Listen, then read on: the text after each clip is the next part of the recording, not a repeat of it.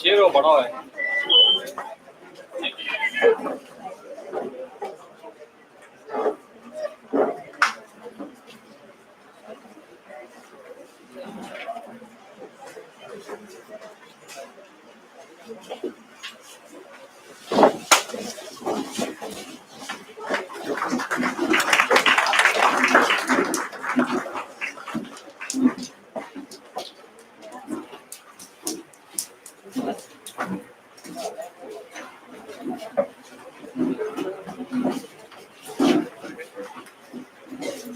Kindly be seated.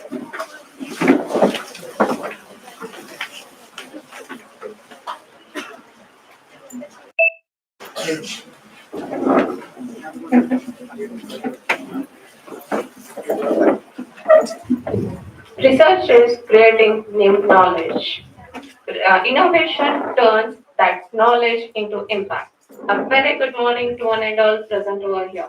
With immense pleasure and pride, I, Professor Deepali Patil from Electronics and Communication Engineering, welcome you all to the inaugural function of 6th International Conference on Emerging Technology INCET 2025, organized by Department of Electronics and Communication Engineering, hosted by Jain College of Engineering, Belagavi, sponsored by AICTE and co-sponsored by IEEE North Karnataka subsection Bengaluru, which is being conducted from 22nd to 24th May 2025 in a hybrid mode. We are truly honored to host the gathering of visionary leaders, distinguished researchers, and passionate scholars who are here today to explore, exchange, and enrich their ideas on emerging technologies which will create a new generation. On behalf of entire JCE family, I welcome you all. It's a tradition at JCE to begin the event with a JGI prayer. I request everyone to raise for the prayer.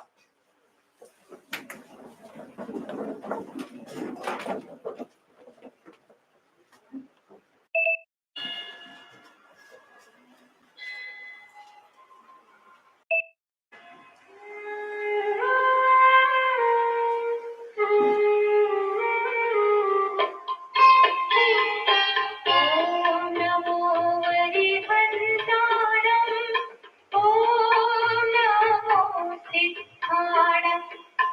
Om Namo Hariyanam. Om Namo Vajranam. Namo Dvaitavasahunam. Kesho Panchanamukkaram.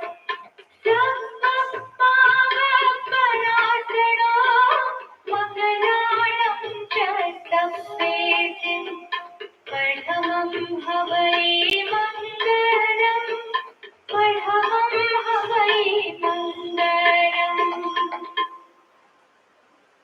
Thank you. Kindly be seated.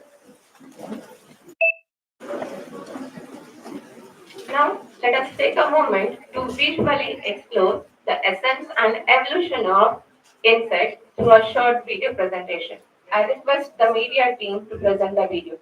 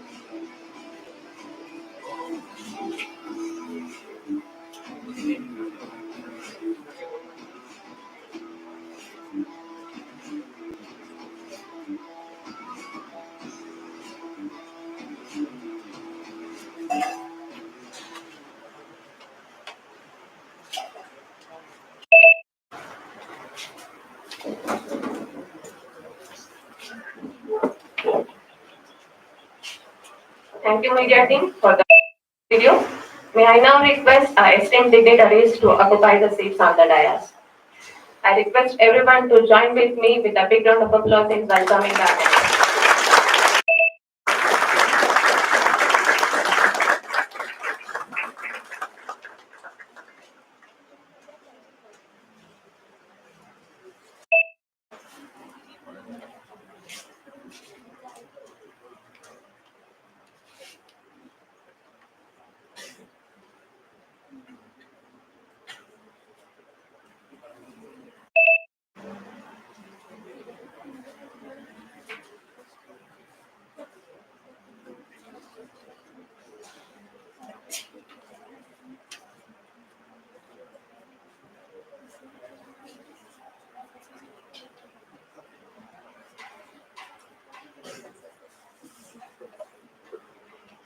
Thank you. To invoke divine blessings and positive energy, I request Shreya for the invocation song.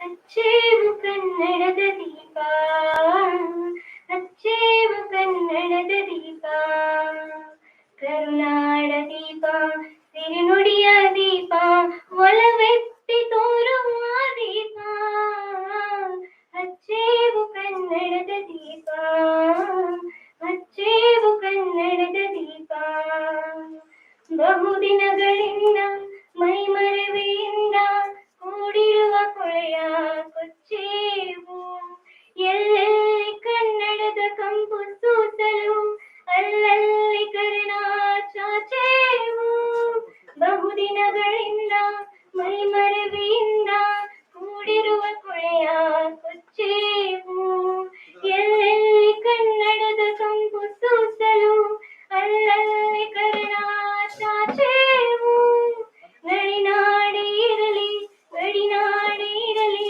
ಕನ್ನಡದ ಕಲೆಯ ಕಚ್ಚೇವು ಗಡಿನಾಡಿ ಇರಲಿ ಗಡಿನಾಡಿ ಇರಲಿ ಕನ್ನಡದ ಕೆಳೆಯ ಕಚ್ಚೇವು ಮರೆತೇವು ಮನವ ತೆರೆದೇವು ಮನವ ಎರೆದೇವು ವರವ ಹಿರಿನೆನಪ ನರ ನರವನ್ನೆಲ್ಲ ಉರಿಗೊಳಿಸಿ ಹೊಸದು ಹಚ್ಚೇವು ಕನ್ನಡದ ದೀಪ ಹಚ್ಚೇವು ಕನ್ನಡದ ದೀಪ ಹಚ್ಚೇವು ಕನ್ನಡದ ದೀಪ thank you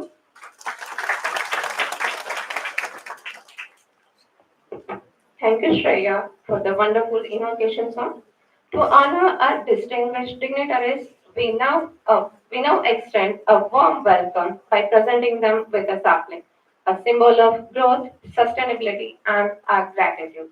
I request Dr. J. Shukumar sir, the president of today's function, to welcome our chief guest, Dr. S.R. Mahadev Prasanna, Director, IIIT, Dharwad.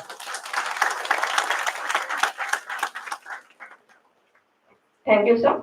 I now invite Dr. Krupa Rasne ma'am to welcome our guest of honor, Dr. Changappa M., Vice Chair, IEEE Bangalore Section.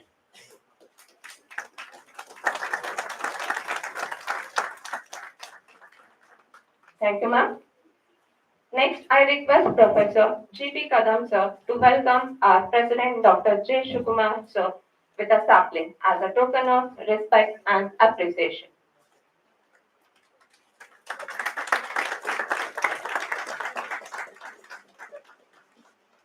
Thank you, sir. I now invite Dr. Jayashree Roorkee ma'am to welcome the convener of INCET 2025, Dr. Krupa Rasne.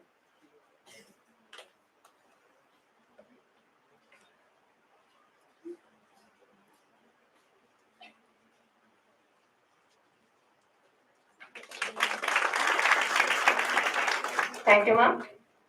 I request Dr. Rajshekhar Patil, Dean Academics, to extend a warm welcome to our co-convener, Professor V.R. Padli, sir.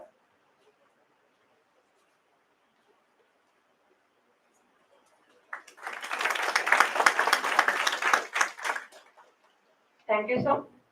Now I request Professor Shahad Patil, sir, to welcome the keynote speaker, Mr. Suman Dey from SAP Labs.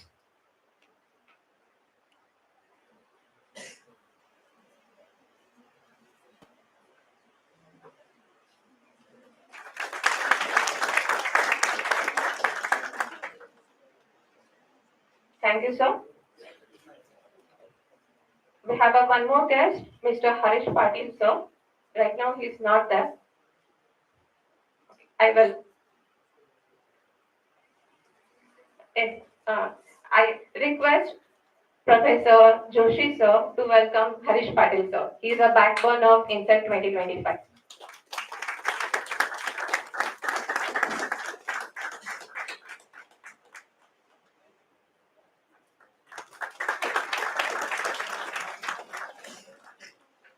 Thank you.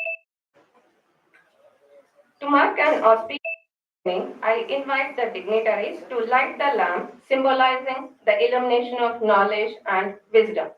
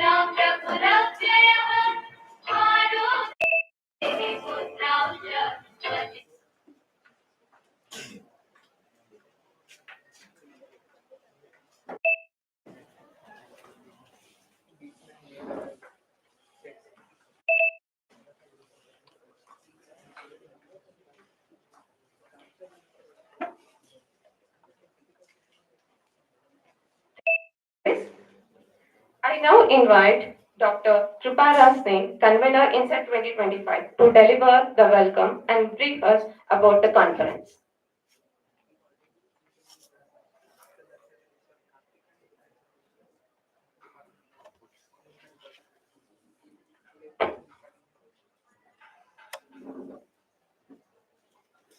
A very good morning, one and all.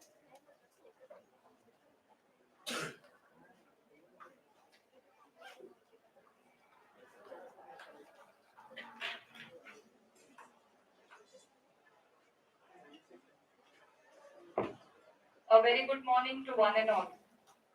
Every gathering like this has the potential to change our world. So let's embark on this transformative journey together. Distinguished Chief Guest, Dr. S.R. Mahadevi sir. Guest of honor, Dr. Chengappa. Guest speaker, Suman Dey. Respected HOD of ENC, Professor V. Bagli. Principal and Director, Dr. J. Shiv Kumar sir, who is back of all this support for the conference. Respected speakers, honored delegates, press and media, heads of various departments, my colleagues, IEEE and non-IEEE student friends, it is my privilege to welcome you all to INCET 2025, the 6th IEEE International Conference of Emerging Technology. The theme Emerging Technology is rightly explored in the 9 tracks of the conference, namely data science and engineering, computing technologies, computational intelligence, communication and networking, signal and image processing, RF circuits, materials and processing, power energy and power electronics, and robotics, control instrumentation and automation. INCET is technically co-sponsored by IEEE Bangalore section, and we have also got the AICTE approval for the same this time. And also we thank the sponsors of IEEE North Karnataka subsection. They are technical co-sponsors. This is the 6th INCET conference conducted every year and is a premier conference in Asia Pacific. It is in hybrid mode. Moving forward, our Jain College of Engineering will continue to innovate, evolve, and challenge the dynamic realms of education and entrepreneurship. Coming to the conference, over the next 3 days, we will have 53 sessions in hybrid mode and over 312 papers will be presented. Coming to the statistics, total number of papers received are 3,456 and the total number of accepted papers after peer review is 312, which brings the acceptance ratio to only 10%. We have received papers from about 24 countries like Singapore, Malaysia, Bangladesh, Sri Lanka, China, USA, Philippines, Thailand, etc. Coming to India, the papers were received from 22 states like Tamil Nadu, Punjab, MP, UP, Karnataka, Uttarakhand, Andhra Pradesh, Gujarat, and many more. We have total online sessions of 48 and physical sessions of 5, where each session has about 7 to 8 paper presentations, and online sessions are already on from in the morning. All the papers were reviewed by about 678 reviewers. So, dear audience, years ago, when this conference first began, it began with a simple dream. Today, we have grown, learned, and evolved. Let's celebrate our past and step into our future.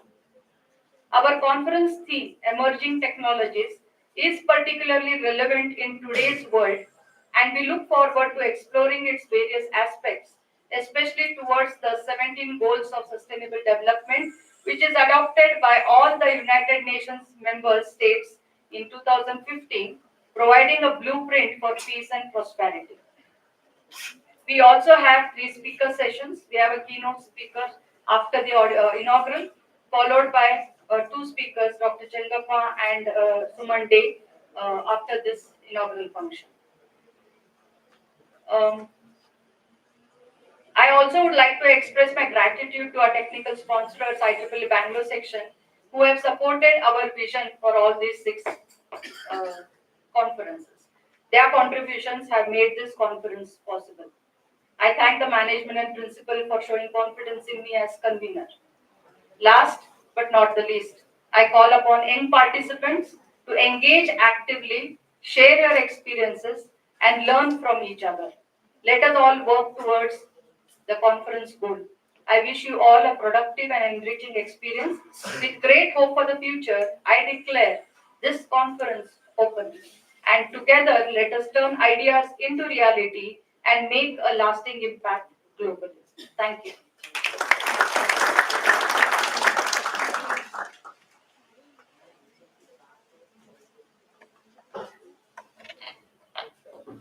Thank you, ma'am. We now move to a moment of pride, that is the release of conference president by our esteemed dignitaries. I request the dignitaries to proceed for the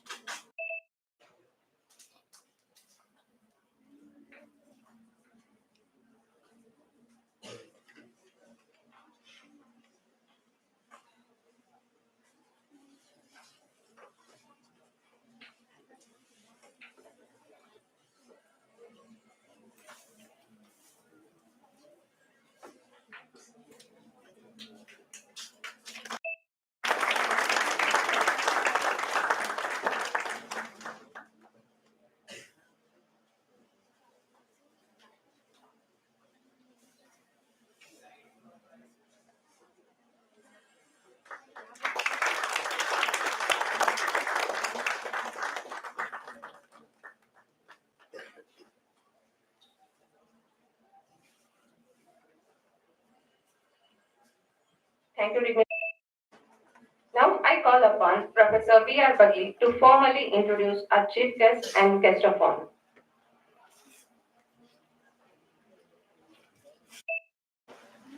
Good morning. Good morning to one and all present here. It is our honor and privilege to welcome Dr. S.R. Mahadev Prasanna, an eminent academician and an administrator, as chief guest of today's event. Sir is the director of Indian Institute of Information Technology, Dharwad, currently on leave from IIT Dharwad, where he serves as a professor in the Department of Electrical, Electronics and Communication Engineering, a highly respected figure in the field of speech processing and artificial intelligence. He has made significant contributions in both research and academic leadership. Sir is a proud recipient of the National Award for Teachers 2023, conferred by the Honorable President of India, Srimati Draupadi Murmu, recognizing his exceptional dedication to teaching and mentoring. Sir holds PhD from IIT Madras, a master's degree from NIT Surathkal, and a bachelor's degree from SSIT Tumkuru. Over his illustrious career, he has supervised 28 PhD scholars, published over 300 research articles, and led numerous high-impact research projects funded by government and industry. These administrative roles have been equally distinguished, having served as Dean of Research and Development and Dean of Faculty Welfare at both IIT Guwahati and IIT Dharwad, playing a key role in building these institutes into hubs of innovation and excellence. We are truly delighted to have such a distinguished personality among us. I present before you Dr. S.R. Mahadev Prasanna, our esteemed chief guest.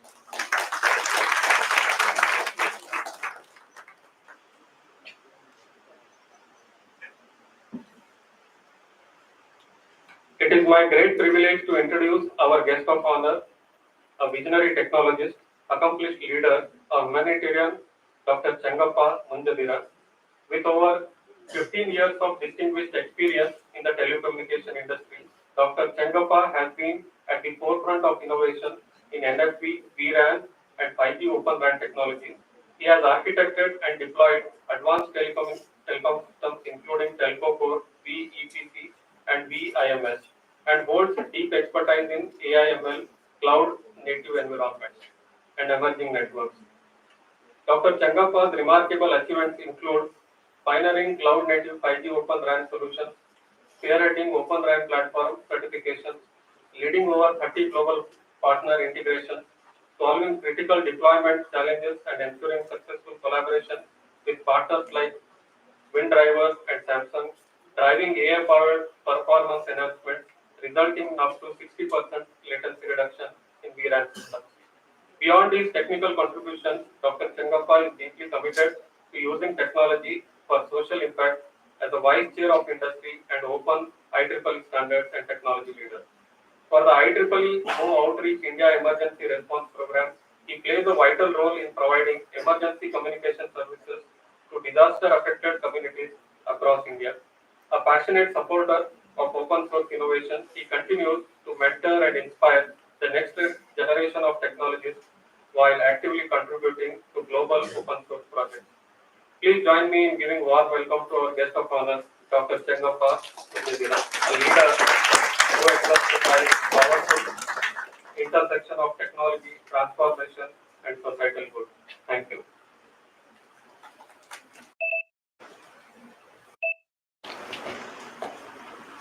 Thank you, sir. It is now our privilege to invite our chief guest, Dr. S.R. Mahadeva Prasanna, Director, IIIT Dharwad, to address the gathering.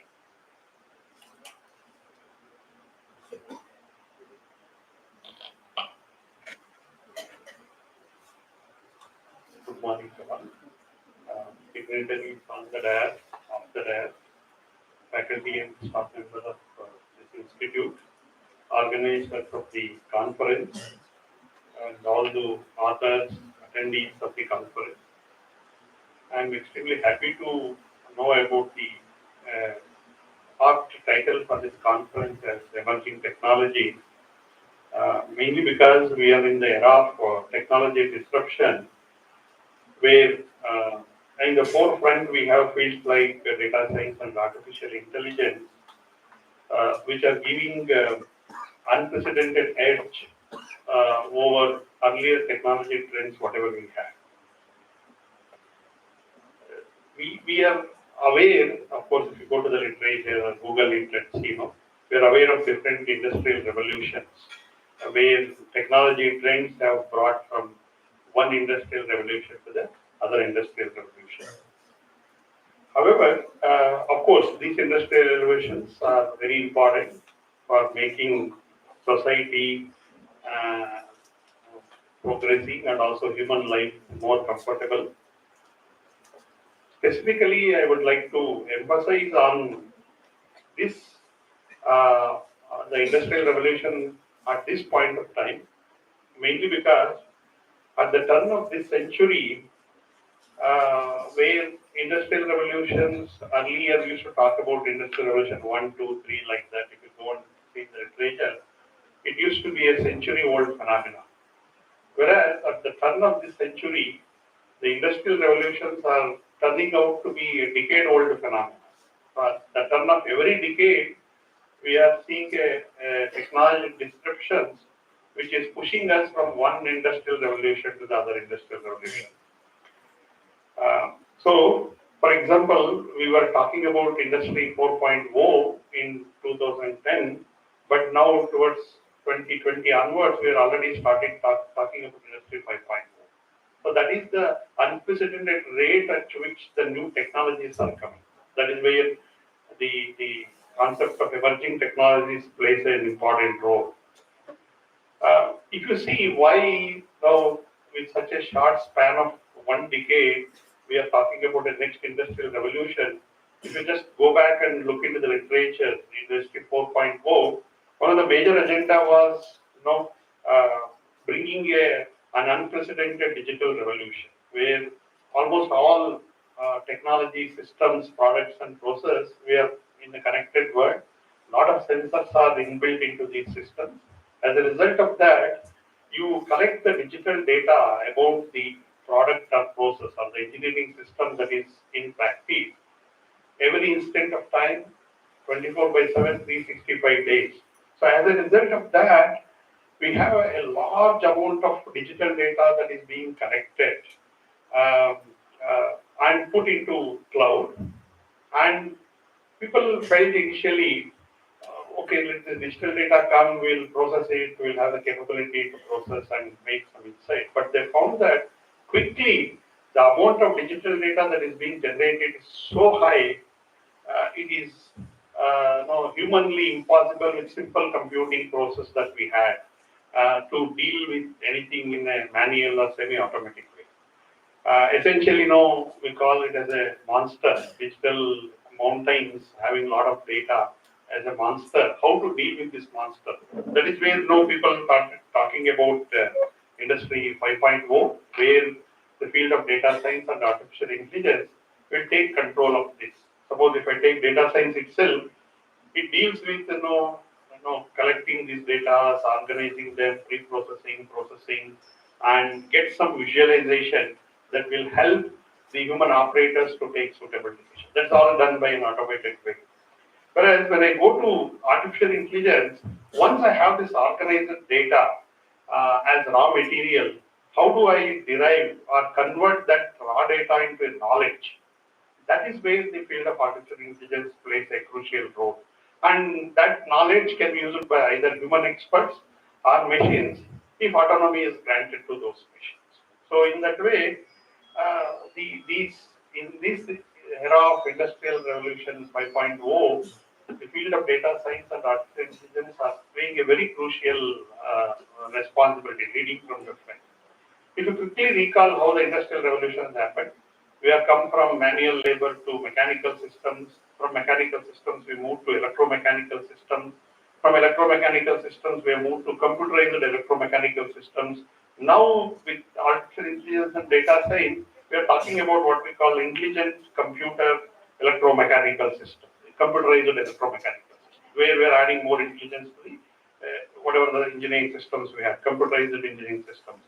So, it is not that these two fields of data science and AI are giving the edge, but they are also giving unprecedented advantage to all earlier technological trends which are invented several decades back, but they were crawling on the floor to take a leap. Some of the fields, for example, robotics and automation, and now digital and online learning that we are talking about, or smart mobility, sustainability. So you name it, any these concepts, technology in their primitive forms were invented much earlier, but now they are getting a lot of mighty power in terms of with the abilities from the data science and artificial intelligence. If we take a snapshot of all these things, what is happening in Industry 4.0 and 5.0, if we do it properly, we really put our heads together and see how to take benefit or dividend out of this Industrial Revolution 4 and 5. If we take in a careful fashion, careful fashion, um, there is a possibility that all you young generation, you'll be able to see many industrial revolution in your lifetime.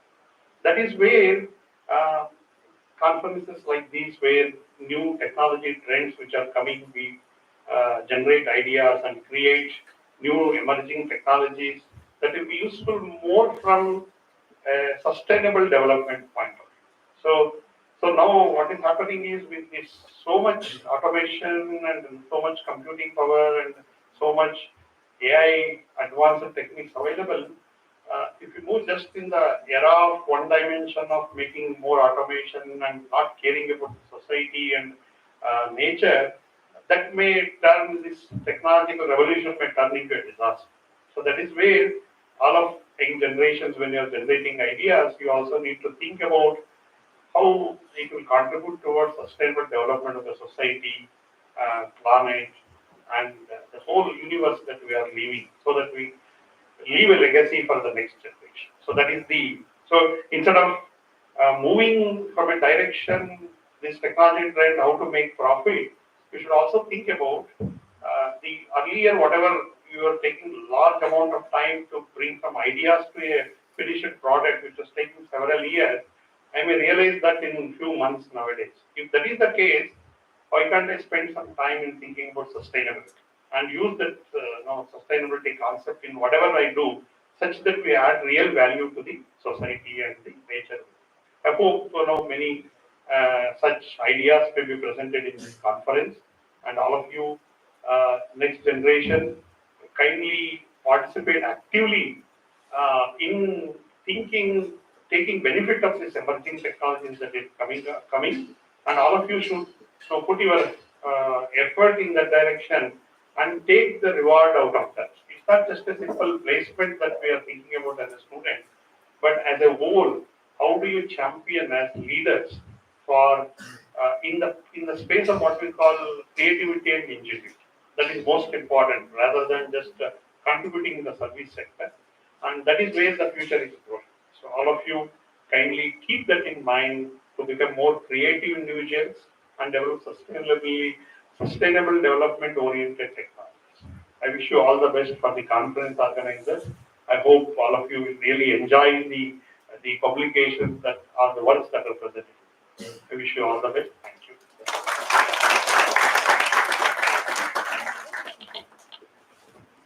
Thank you, sir, for the knowledgeable words. We are still eager to listen to you during the keynote session. Now, I request our guest of honor, Dr. Chengappa, sir, kindly share his insight with us.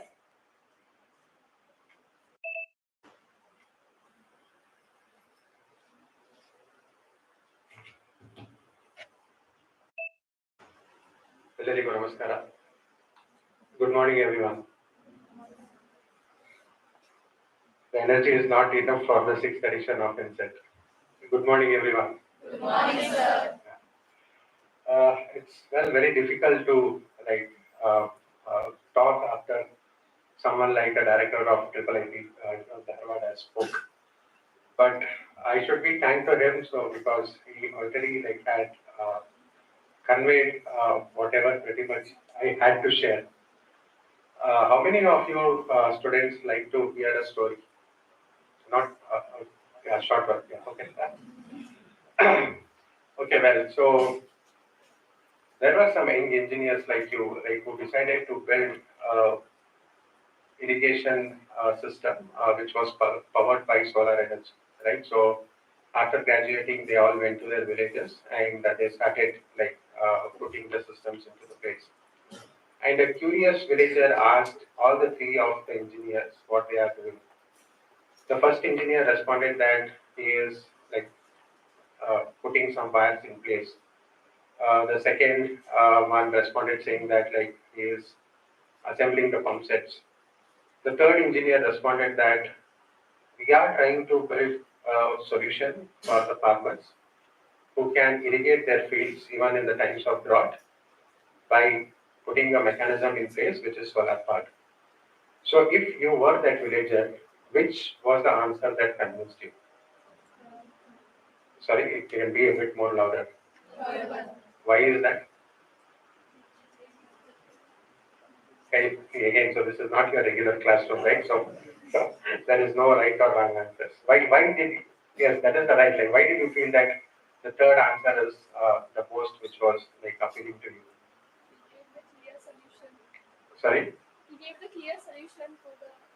gave the clear solution on what he was working. Okay, so yeah, that is true. But can we say that like the answer that he provided had a clear and a higher purpose? Can we agree on that? Right? So one message that I want to like share with all budding graduates here is, so whatever you do, right? So try to have a higher purpose in life, right? So like all like there are like year on year there would be like hundreds of engineering graduates who would be graduating, they would be pursuing their higher studies, you would be getting placed in a company, right? So what next? So this is a regular cycle, right? So what is that you as engineers are like responsible for? What is that like try to have that higher purpose, like how you can give it back to the society, right? So these days, like we all know, like there are like wonderful technologies like artificial intelligence, machine learning, deep learning, blockchain, digital twins. Uh, but why do we want this technology? Any answers? Why do we want to learn these things? You can be a bit more louder. You said something, right? You said something. You said something. What was that?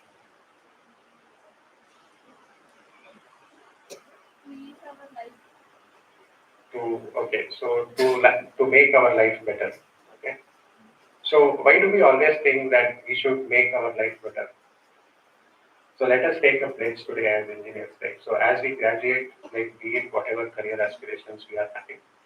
So let us try to see like what best we can give back to the society. It may not be like we should like be financially helping someone, right? So we as engineering have the technical skills to apply the knowledge to engineer the solution for certain problems. So we have n number of societal problems around us. So let us see that and take a pledge that we as engineers, what we can give back to the society. And that is very important role that you as young engineers would definitely play for in the coming years. So when the startup ecosystem was like sort of exploding in India, uh, like around 2004, there were 450 startups which was officially recognized by Government of India. Do you know the numbers that is officially recognized by Government of India as of today? Just take a wild guess. You can throw random numbers. So from 450 in 2004, what could be the number of startups which is recognized as on today by Government of India? You can be a bit more louder. Yeah, again, as I said, this is not your classrooms. There is no right or wrong answers. You can throw random numbers.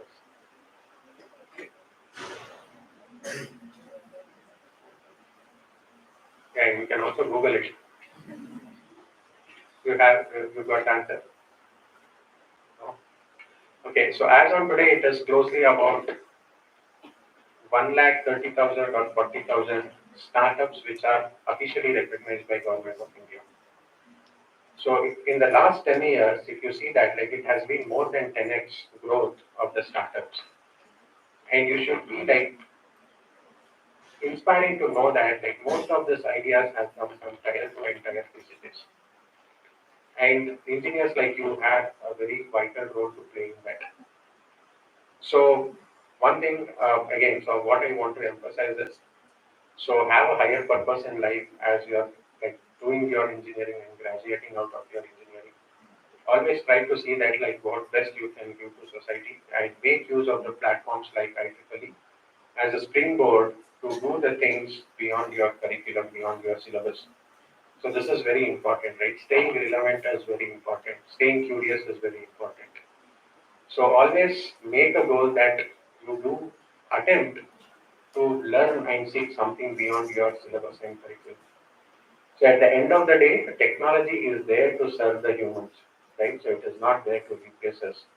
So even AI. So AI is there to like help us, not to replace us. So keep this in mind, be curious, and see that like what best you can give to the society as engineers. Because at the end of the day, like whatever percentage we graduate, how many like LPA that we get at the end of the day, we have only one planet to live. And at the end of the day, we cannot eat money as in like, so we need to safeguard the planet for ourselves, for our younger generations. Let us use technology as a tool to see that how we can foster a much more greener and better future. At this point in time, I would also like to congratulate the management of Jain College of Engineering. And also, I would like to thank Madam Kupa Madam for conceptualizing the conference, something like INCET, the International Conference for Emerging Technologies, right? So, this theme cannot grow old, right? Yeah, true. So we are in the sixth edition. So probably I wish it may also continue to have silver jubilee and golden jubilee in the coming years, as the theme is apt. At the end, I would again like to emphasize on being curious and look beyond your syllabus. Thank you.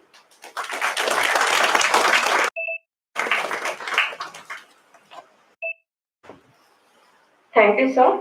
Still, we are eager to listen more stories from you during the keynote session. I now request President of today's function, Dr. J. Shukumar, sir, to give away the presidential remarks.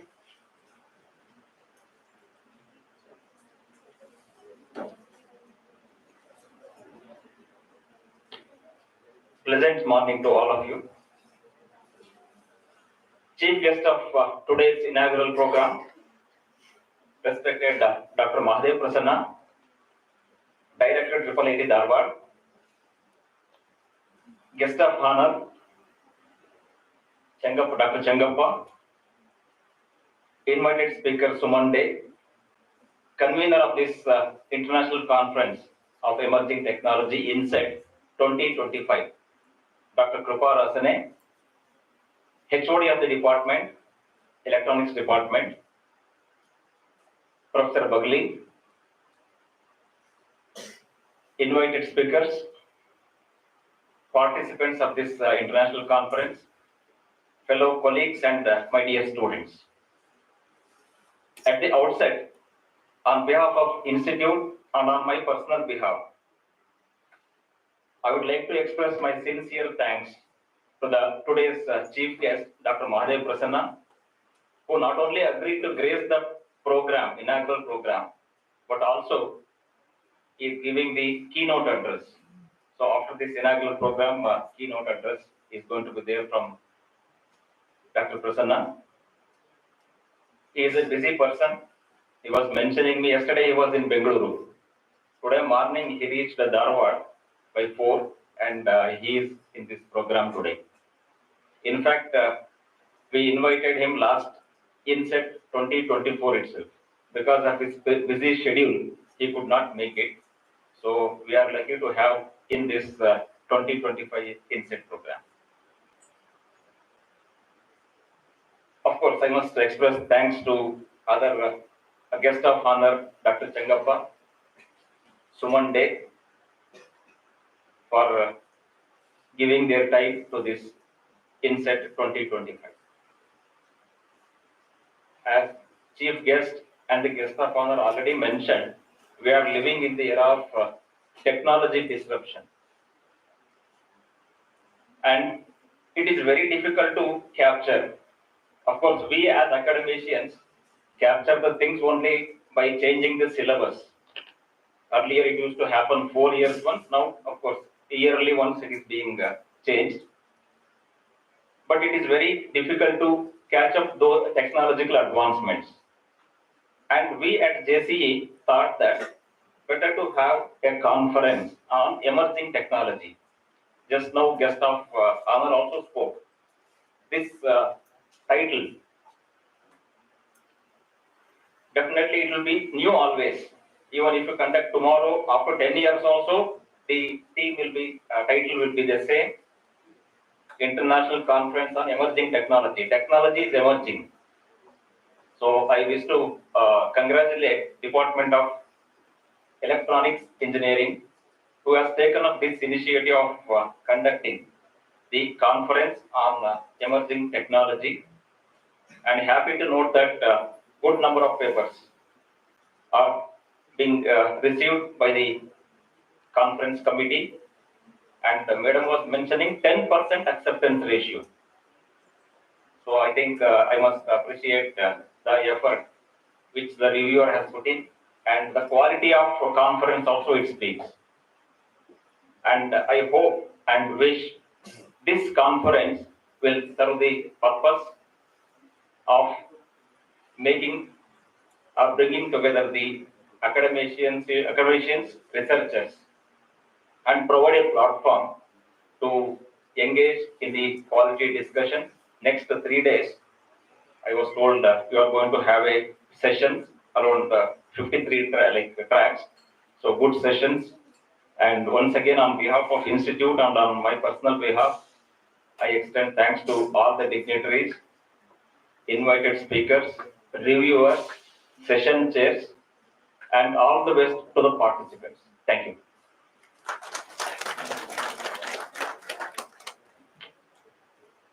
Thank you, sir. We now proceed with the felicitations of our chief guest and guest of honor. I request the dignitaries to felicitate our chief guest and guest of honor.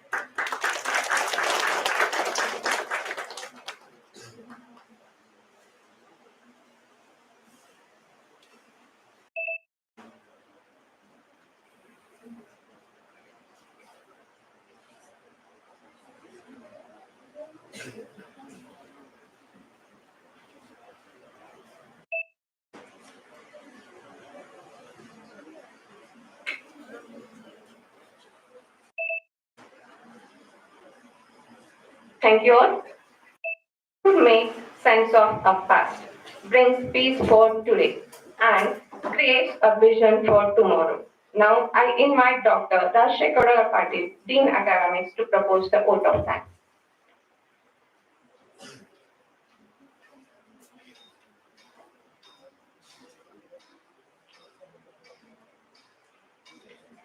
Good morning, all. It's both an honor and a privilege to deliver the vote of thanks on behalf of the organizing committee of this esteemed IEEE International Conference INCET 2025, hosted by Jain College of Engineering, Belgaum. First and foremost, I extend our heartfelt gratitude to our chief guest, Dr. S.R. Mahadev Prasanna Sir, Director, IIIT Dharwad, for joining us in today's auspicious inauguration function of INCET 2025. Your words have truly added the in-depth and direction to the spirit of this event, sir. Thank you. We are equally thankful to our guest of honor, Dr. Chengappa sir, Senior Technologist at Hewlett Packard Enterprise and the Vice Chair of IEEE Bengaluru Section. Thank you for your gracious presence and valuable insights which you have enriched and in the inauguration session, sir. That has a great meaning. Thank you. A special note of thanks to Dr. Suman Day, SAP Labs, and Harish Patil for being with us here. Thank you, sir.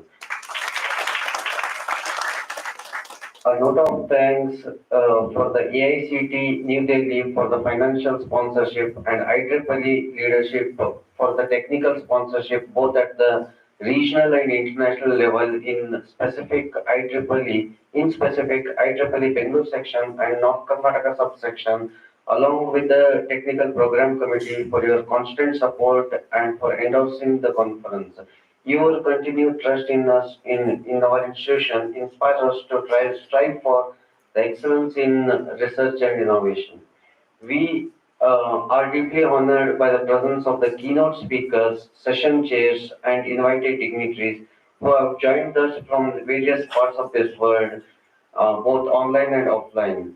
We look forward for your sessions and the knowledge exchange that will follow in the coming days. Our heartfelt thanks to the inaugural institutional leadership, our principal and director, Dr. J. Shivakumar sir, and the management team for providing unwavering support and guidance, the necessary infrastructure to build this conference. A warm thank you for our media partners who are helping us to share the events with a wider audience. Your efforts ensure us that the work presence here reaches beyond our walls. To the organizing committee, session coordinators, technical and review teams, volunteers, support staff for your tireless effort over the past few weeks and months have made this day possible. Thank you for your commitment, patience, and professionalism. Last, to all the participants, researchers, dignitaries, and delegates, thank you for joining us. Your presence reflects the collaborative spirit and the intellectual rigor that defines the IEEE community. We hope you find this conference intellectually stimulating and rewarding. With this, one and all, I thank Almighty. Thank you.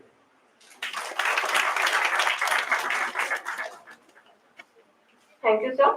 With this, we come to the end of the inaugural function of 6th INCET 2025. So before to that, I request everyone to rise for the national anthem.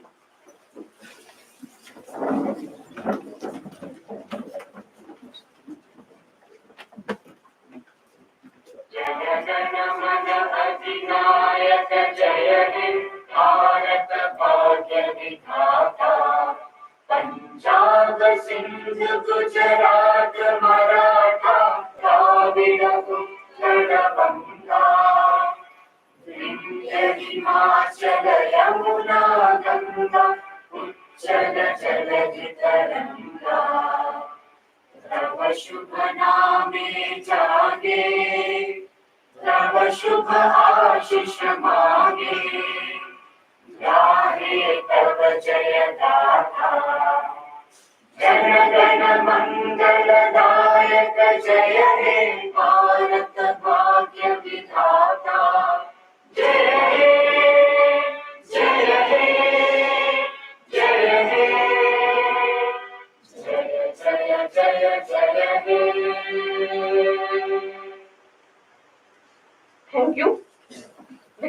we conclude the inaugural session of INCET 2025. I request everyone to proceed to the open auditorium for the photo session. And after the photo session, we'll be having a keynote speaker session. Thank you. Have a nice day.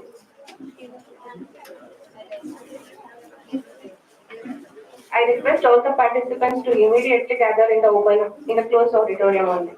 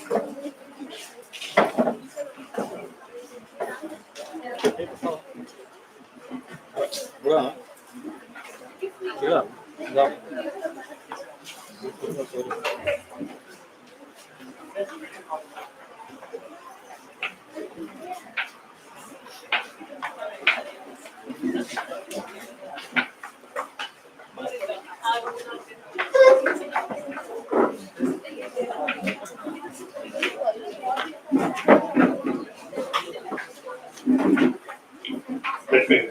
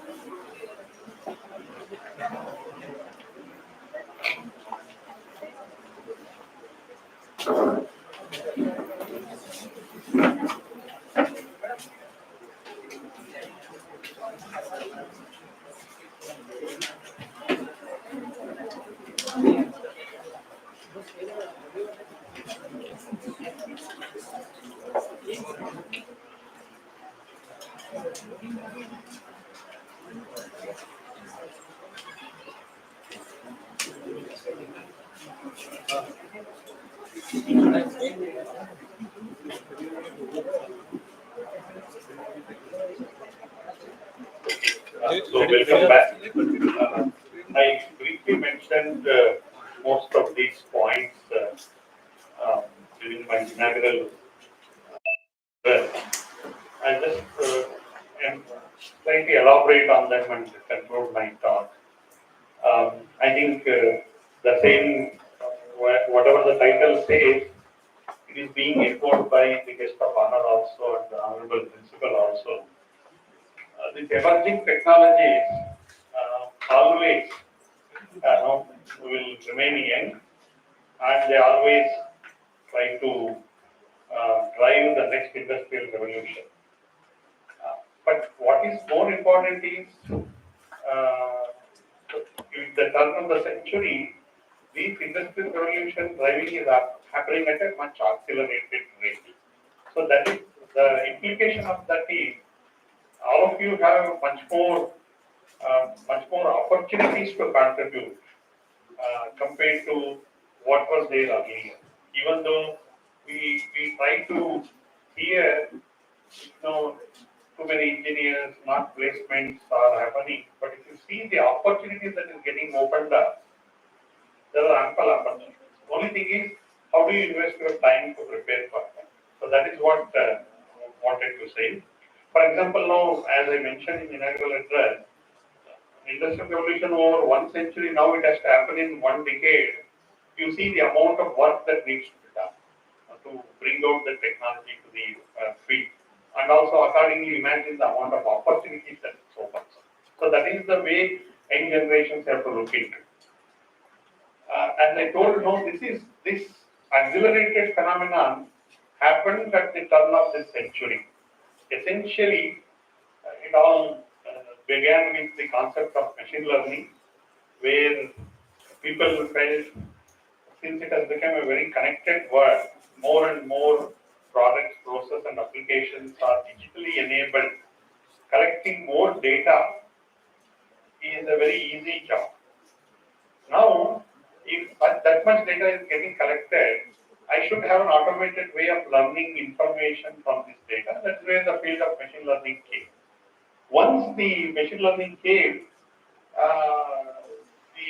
with the data, machine learning wanted to learn the information, but the set of initial explorations of the machine learning models that we were typically derived from the pattern recognition era, they were found that they are not capable enough or mighty enough to learn the variety of the phenomena that is exhibited by the large amount of digital data available.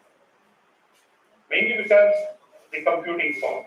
Fortunately, the GPU computing power came, which showed much more capability of higher capability than whatever earlier CPU-based on computing we were doing.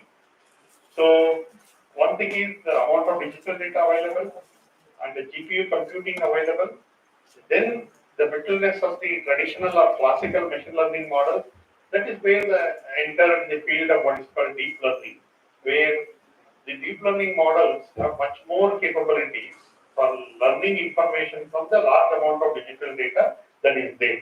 Okay, so that is where it gave impetus to the broader title called artificial intelligence, with that deep learning coming into the picture.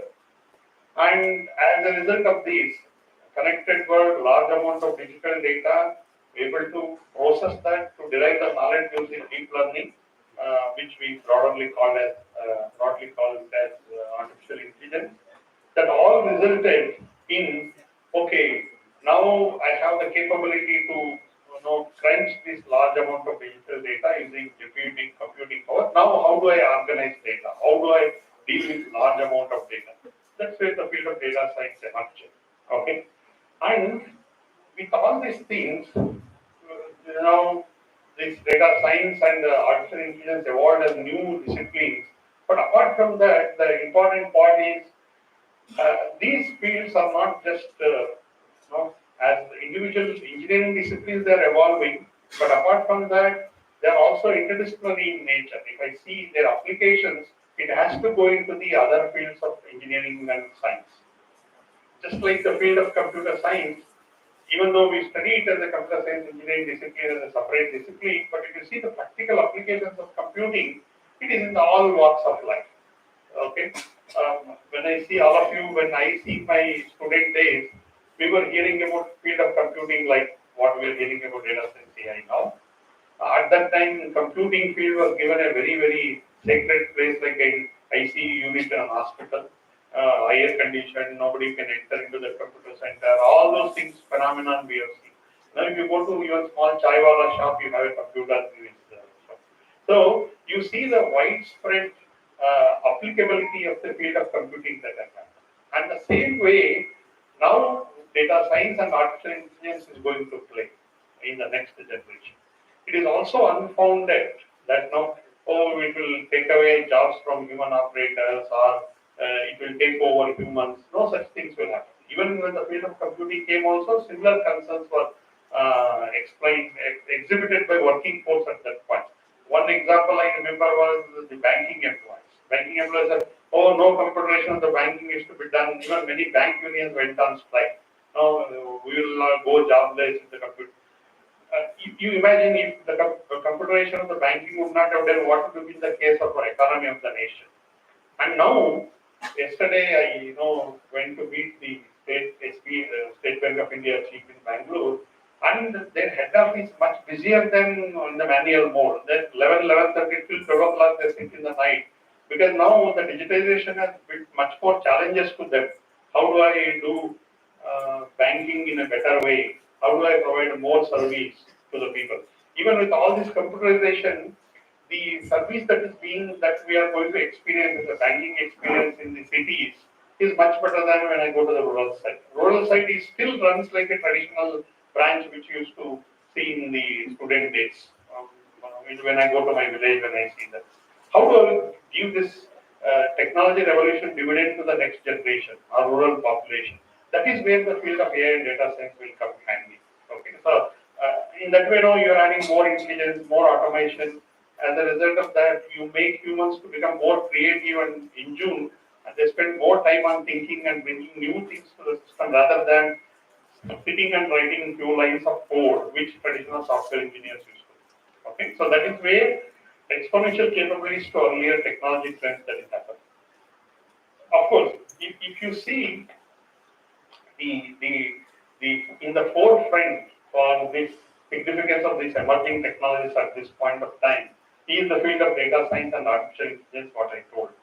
So one thing is the data science focuses on collecting, organizing data and developing some visual insights for human consumption. When I go to the field of artificial intelligence, which essentially helps in deriving knowledge out of this raw data. How do I derive some hidden knowledge that is there in the data? And as humans, knowledge is fundamental to us as a human society, and that is what we are going to do from the digital data by using AI tech. That's where the whole new technology revolution. If you look at the dictionary meaning of the word knowledge, which essentially is an information and skills that you acquire as humans through experience or education. That is how with the time we become experienced individuals and we are more rewarded for the knowledge that we are holding. And that is where now people are talking about the field of knowledge engineering, where essentially whatever the systems, engineering systems that you are developing, you focus on design and development of knowledge-based systems. When I say intelligent computer electromechanical systems, that intelligence, when I say I'm embedding means for giving knowledge into that systems so that it makes sense out of that data that is being continuously collected and processed by the system. Okay, so in that way, if you take the kernel of knowledge engineering field, what we have is this artificial intelligence and data science forms the kernel. And when I go to emerging technologies at this decade, the emerging knowledge-based systems takes the core or kernel of this emerging technologies at this point of time. This I already explained. If you look into the industry 4.0, it was mostly in terms of sensing using IoTs, storing and communication, sense and exchange, real-time data, optimize the process, reduce the cost, and improve quality. So that is how the focus of Industry 4.0 was there. But one of the byproducts that came as Industry 4.0 is humongous amount of digital data that is being collected at an unprecedented rate. So how do I deal with that data? That is where quickly the Industry 5.0 came into picture, where collaboration between humans and machines to empower people to fully utilize their skills and make work safer, more efficient, and more meaningful. If you carefully ask any completely digitally oriented systems people where a lot of data that is being collected, especially suppose if I take EVs, where the amount of data from the IoT sensors are collected, they're all being dumped on the server. If you really ask them, they say we are not able to really take benefit of this data. They are simply getting stored, but we are not fully equipped to know in the real time. I should get the insights from that, so that it comes as a visual display for the human operator. Then I'll be able to take a decision on that. It is not possible now to put it in a spreadsheet and look into the data. That is where Industry 5.0 is focusing on coming up with new knowledge-based solutions, where I indeed crunch all this digital data, convert that into knowledge, and make it available for use by the human operator. That's where the artificial intelligence, machine learning, data science are playing a crucial role for transiting from Industry 4.0 to 5.0. Of course, we are in the field of data science. When we say we are talking about data, which is nothing but we should differentiate between the word data and knowledge. Data is nothing but a measurement that you make, which is a factual information. Okay, and the base which we use it for a basis for making learning some information about that.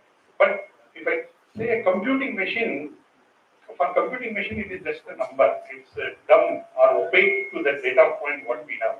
Now we need to convert that data into knowledge by the artificial intelligence approach, such that now machines also can start making use of that information.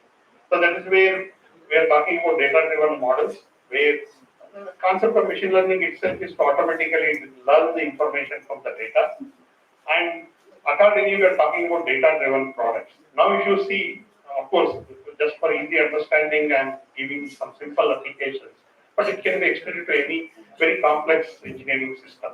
For example, online ticketing service, online shopping, YouTube, all these simple applications that we use it on a daily basis, they are now packaged under the title called data-driven products.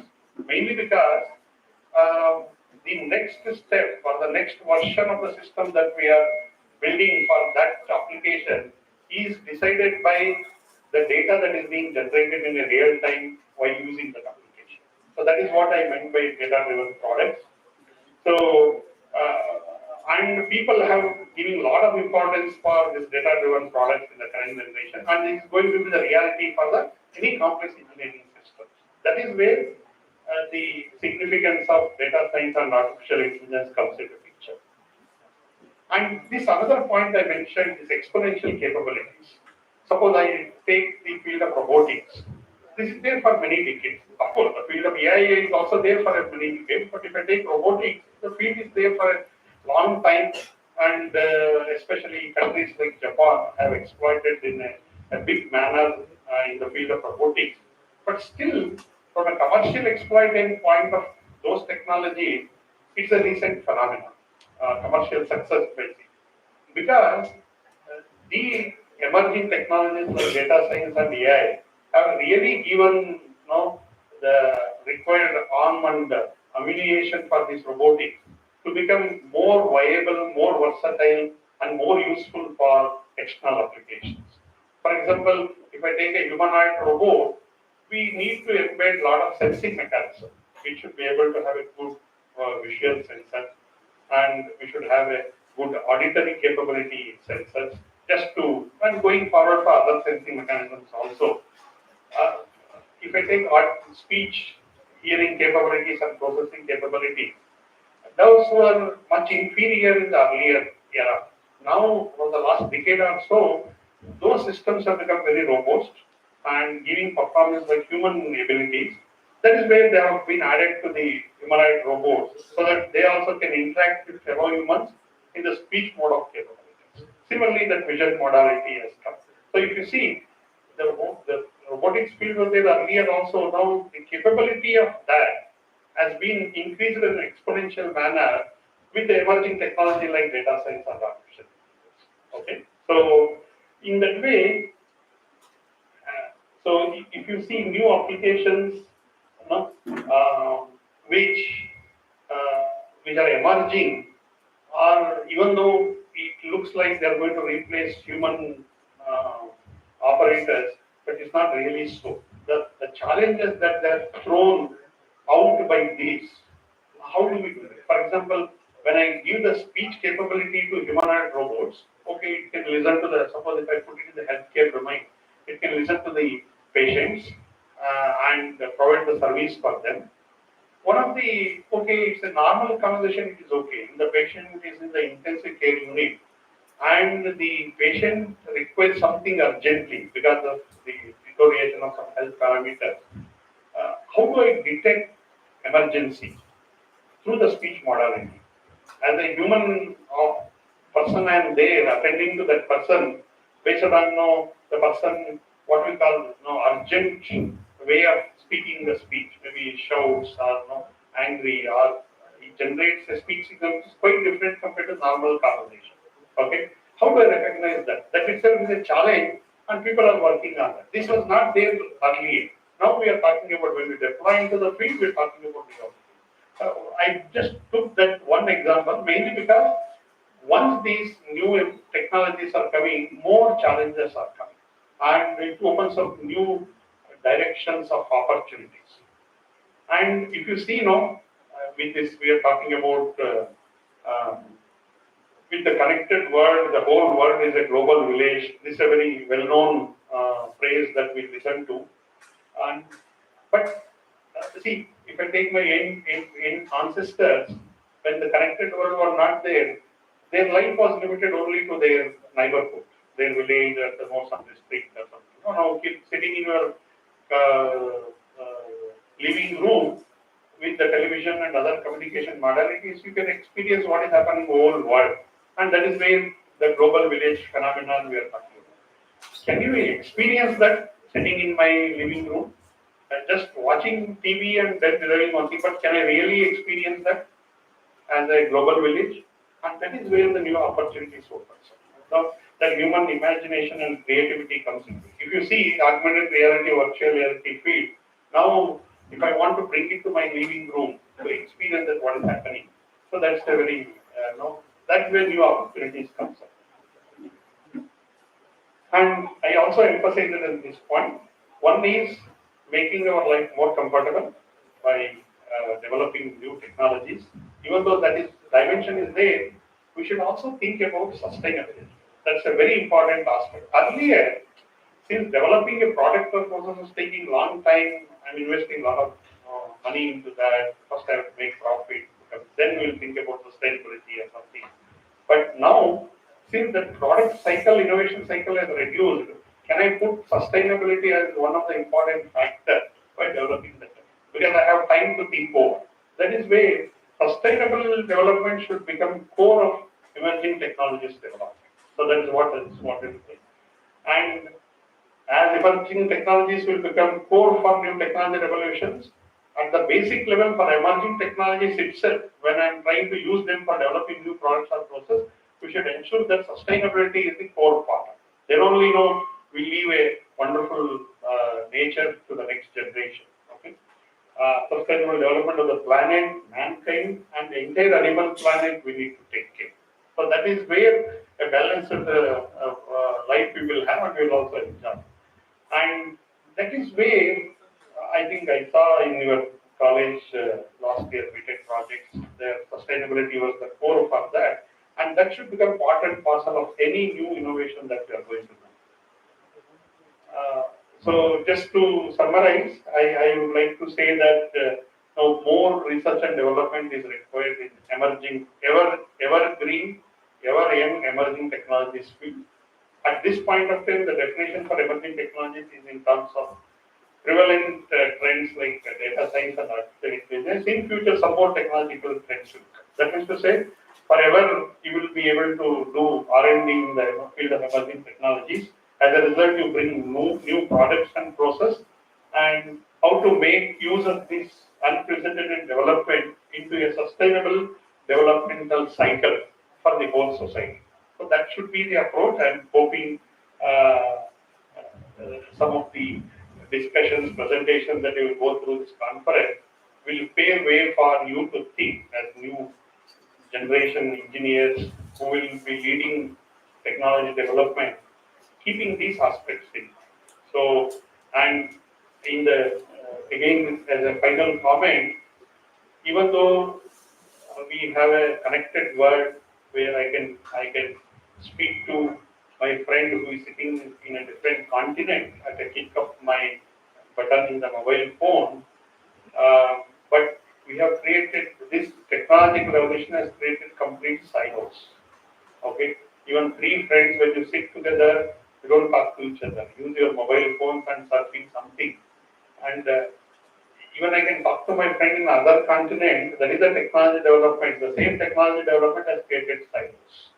So how to avoid these silos and how to become more connected? That is also a part of sustainability development. Okay, so that's where all of you should think. And I personally believe our ancestors have experienced a very beautiful human life compared to all of us. Okay, we are borrowing the Western thing. As I told the principal, though I am busy, I have to go, I have a lot of responsibility. And my grandparents or somebody, they were never said like that. Even though they were hardworking, well, of course, may not be having television or they may not be having mobile phone, but they really enjoyed their life. Going forward, all of you should keep this in mind. Sustainable development, you should also employ sustainability to all of your personal lives also going forward. I hope you take technology as a gadget to help you, your life, your neighborhood life, and the society. That is where any new directions you work should go in that direction. I wish you all the best for the conference. Thank you all. I'll be very happy if you have any questions.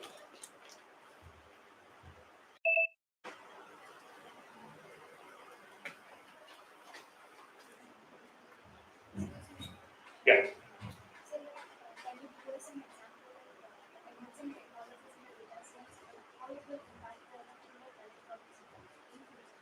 Oh, very interesting question.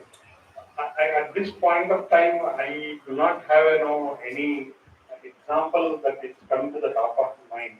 But if I take any new this computerized electromechanical systems, at the core we have this electronic hardware gadget, okay, and we are throwing an embedded systems or something, and for that, through that embedded system only I collect the data. But one of the things is suppose that I want to do all these deep learning computing, I want to put it on an edge computing, essentially an embedded system. How to deal with it? Traditional computing people, they don't focus on this constrained resources. But electronics engineers, we need to think about the constrained resources.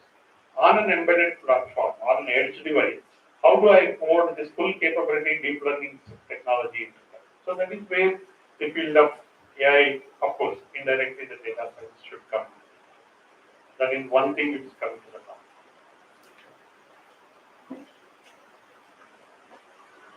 Any other question? Okay. Otherwise, thank you all the best for the conference. Thank you.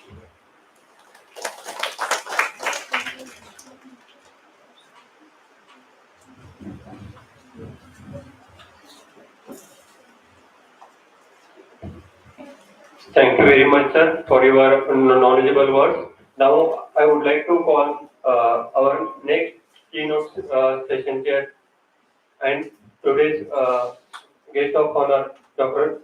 Channappa, sir.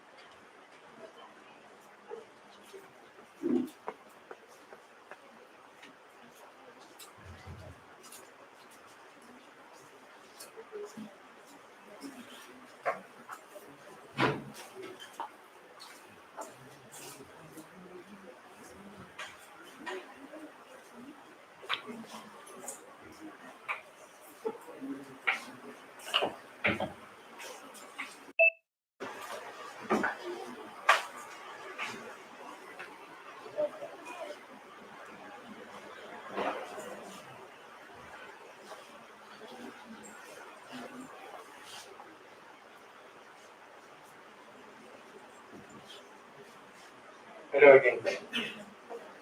So, how many of you were there during the demonstration? Everyone of you. And how many of you are presenting your papers today? You are from the same institution. Really? Okay. Belgaum. Okay, so again, so this would not be like sort of core deep dive technical session, but then I would sort of deliberating on something more on sustainable development goals, which was also covered by the previous speakers, but he just gave a glimpse of what we can essentially do.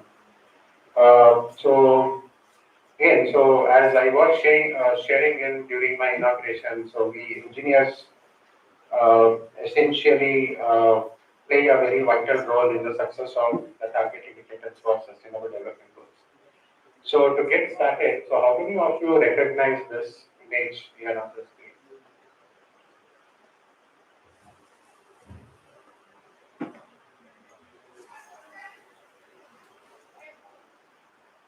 Okay, how about this one? What is this? 17. Okay, so okay, let us go back to this slide. So we keep deliberating on UN SDGs very often these days, right? So there is a precursor to this. So these are MDGs, Millennium Development Goals. So prior to SDGs, the current day 17 goals, what we have, UN had this MDGs, which is Millennium Development Goals. So, and as a precursor to this, the United Nations met in the year 2000, and basically they wanted to see like what they can do good for the world, and they came up with this 8 goals, right? So starting from Sorry for the poor resolution of the image. So it basically covers eradicating extreme poverty and hunger, achieving universal primary education, promote gender equality and empower women, reduce child mortality, improve motherhood and health, combat some of the diseases like HIV, AIDS, and others. So ensure environmental sustainability and develop a global partnership for development. So they met in the year 2000 and then they said that, okay, so we would have this 8 MDGs, Millennium Development Goals, and we would circle back in the year 2015. So they essentially gave 15 years of timeline, starting and curating these 8 MDGs in 2000, and they had a deadline of 2015 to see that how they would fare on these goals. So they met again in 2015 and they started to look into this holistic 8 goals that I had defined in 15 years back. And they felt that these goals are like the target indicators, what they had listed was not yet met. So essentially what they did is, so they built on this 8 goals and they further divided into the current SDG 17 goals that we see as of today. And if you can see that like almost all the goals, the 17 SDGs that we have as of today, are like having a segue to those 8 SDGs which were found in the year 2000. So UN SDGs essentially was sort of formulated in 2015 and again they gave 15 years of timeline. So what would be the timeline where they would be reviewing the SDGs? 15 years from 2015, 2030, 2015 and 15 years, 2030, right? So we are in 2025. So how many years we have? 5 more years, right? So we are at an interesting crossroads where we are deliberating on UN SDGs in almost all the conferences. Like IEEE also talks about sustainability and various other organizations. Even like industry and MNCs are also looking up to like on a higher side. They have something called as ESG, environmental, societal, and governance, which is at the crux looking holistically into sustainability. There is something called as BRSR reporting, but I would not be going into those things because those are all like on what the companies want to do. But then again, so and also like we had pandemic, right? So like quite good 2 or 3 years we didn't had any much things to do productively to see that how we can sort of see the progress of this SDG. So in pandemic, certain SDGs that was a blessing in disguise because we did see some of the target indicators due to non-interventions of the human beings because we are all like home arrested, right? So it had a positive impact on some of the SDGs, but then like there were also other SDGs which they were not able to fare better. So taking a sort of this as anchor slide, I'm not sure why the slide is cut here.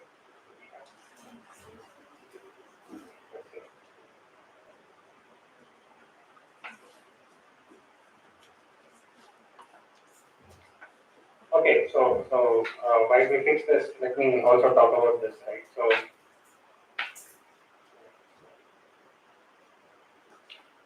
so again, as I was saying, it was adapted in 2015, and the 17 goals, right? So we can also see it in silos, but if we carefully observe that, like we also have the interconnectivity between all the 17 SDGs, right from ending poverty to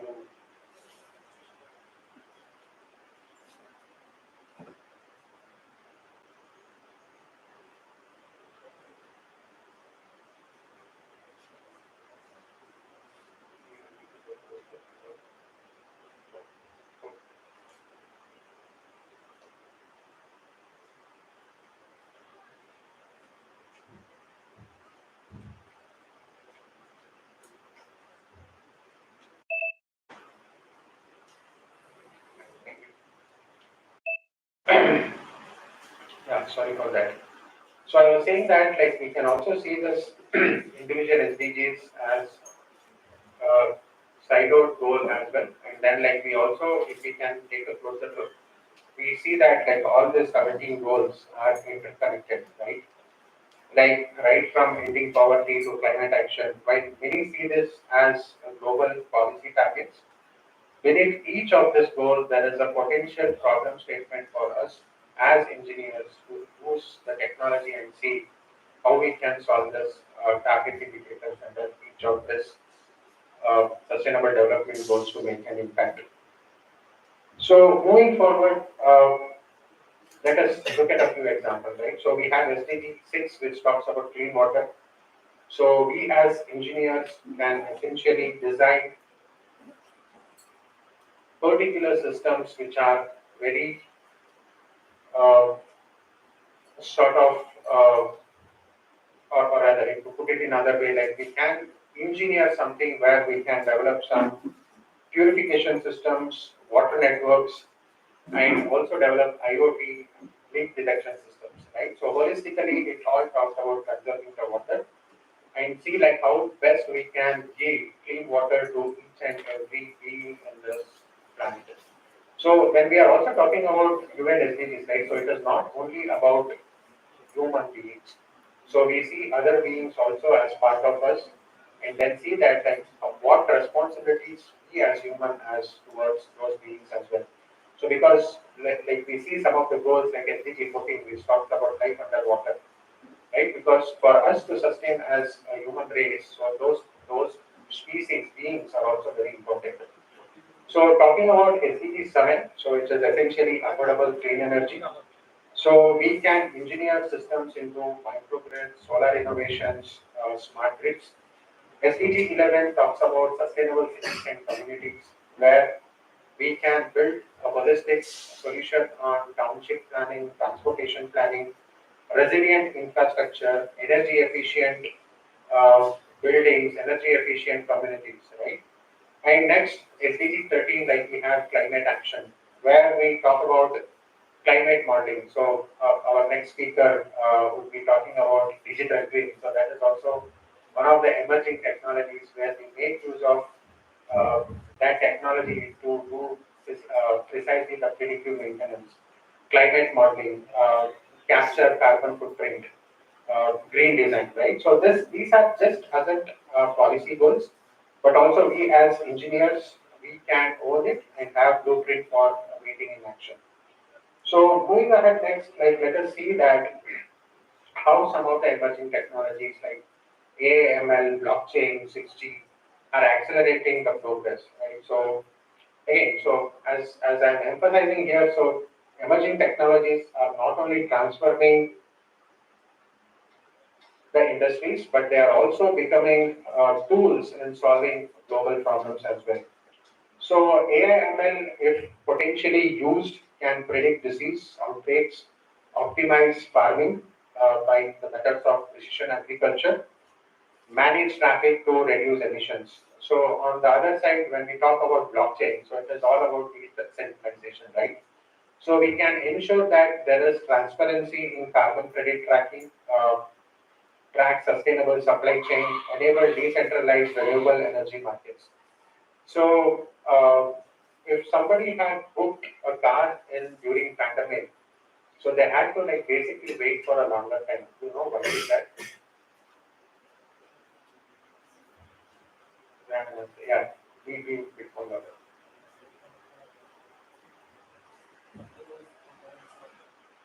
Yeah. So till that point of time, right, all the car manufacturers were essentially very dependent on sort of the other parts, right? The tire, the wheels, the rubber equipment.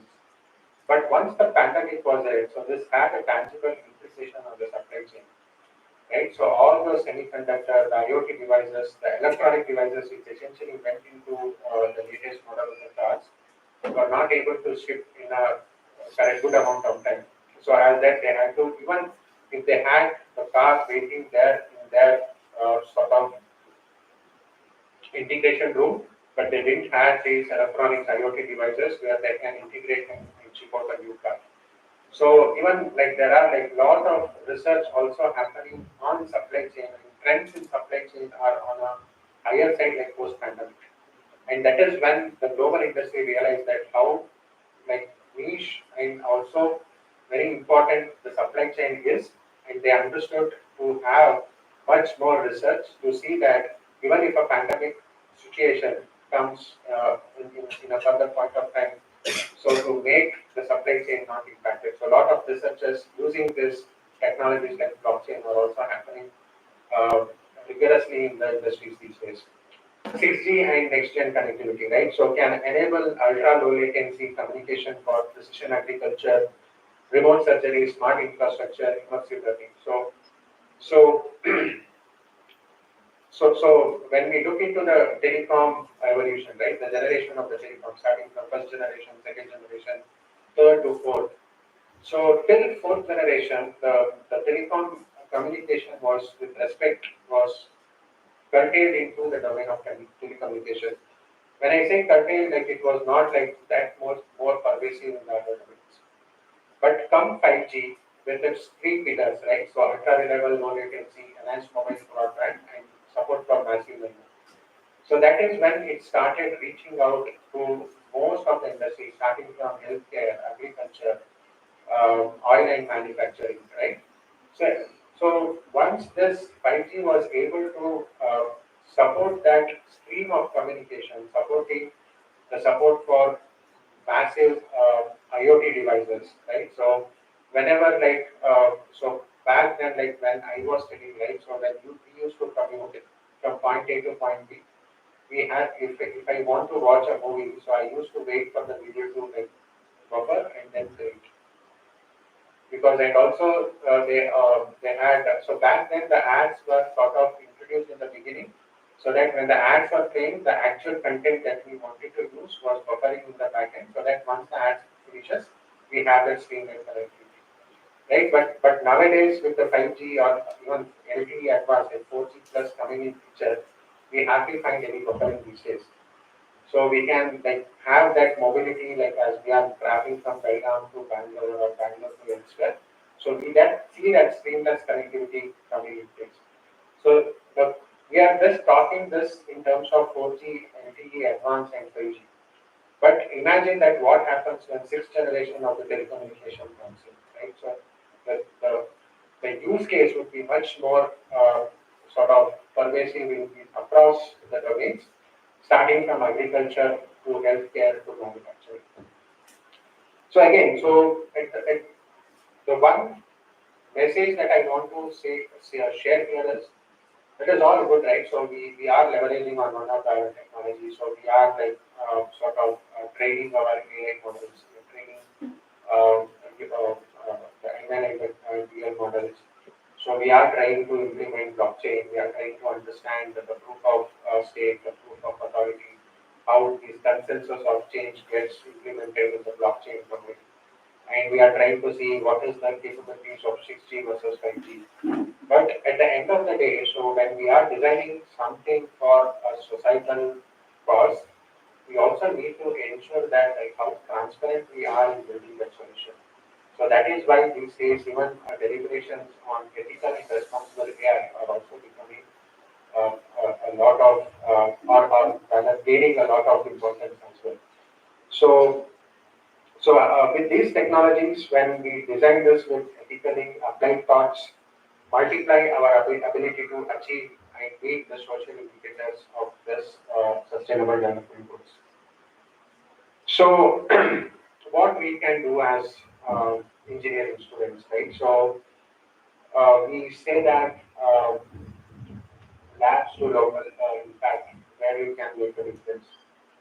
So, when we talk about blockchain as a technology, right? So, we use, or rather, the backbone of that would be like consensus. Like, who would be the one in that blockchain network who would be taking a decision, wherein all rest of the blocks would have a consensus. And there are ways to do that. So there are certain ways. There is something called as proof of stake. There is something called as proof of authority, right? So there are various methods where we can have the consensus, so that that the things in the blockchain environment becomes very transparent. So these qualities are very essential in building sustainable systems. As future engineers, what I would sort of emphasize here is your code and your choices will influence not just the performance but also the people in the planet. Say, suppose like you are building a resume filtration tool for an MNC, right? So then, what if you train the model only to select the tool based on the names only of the boys? What happens when a resume of a girl comes in there? Even though it is meeting the merits, that the AI is not trained to filter out that, and it would be a biased system, right? So who is responsible for that? Like we as coders are responsible for that, right?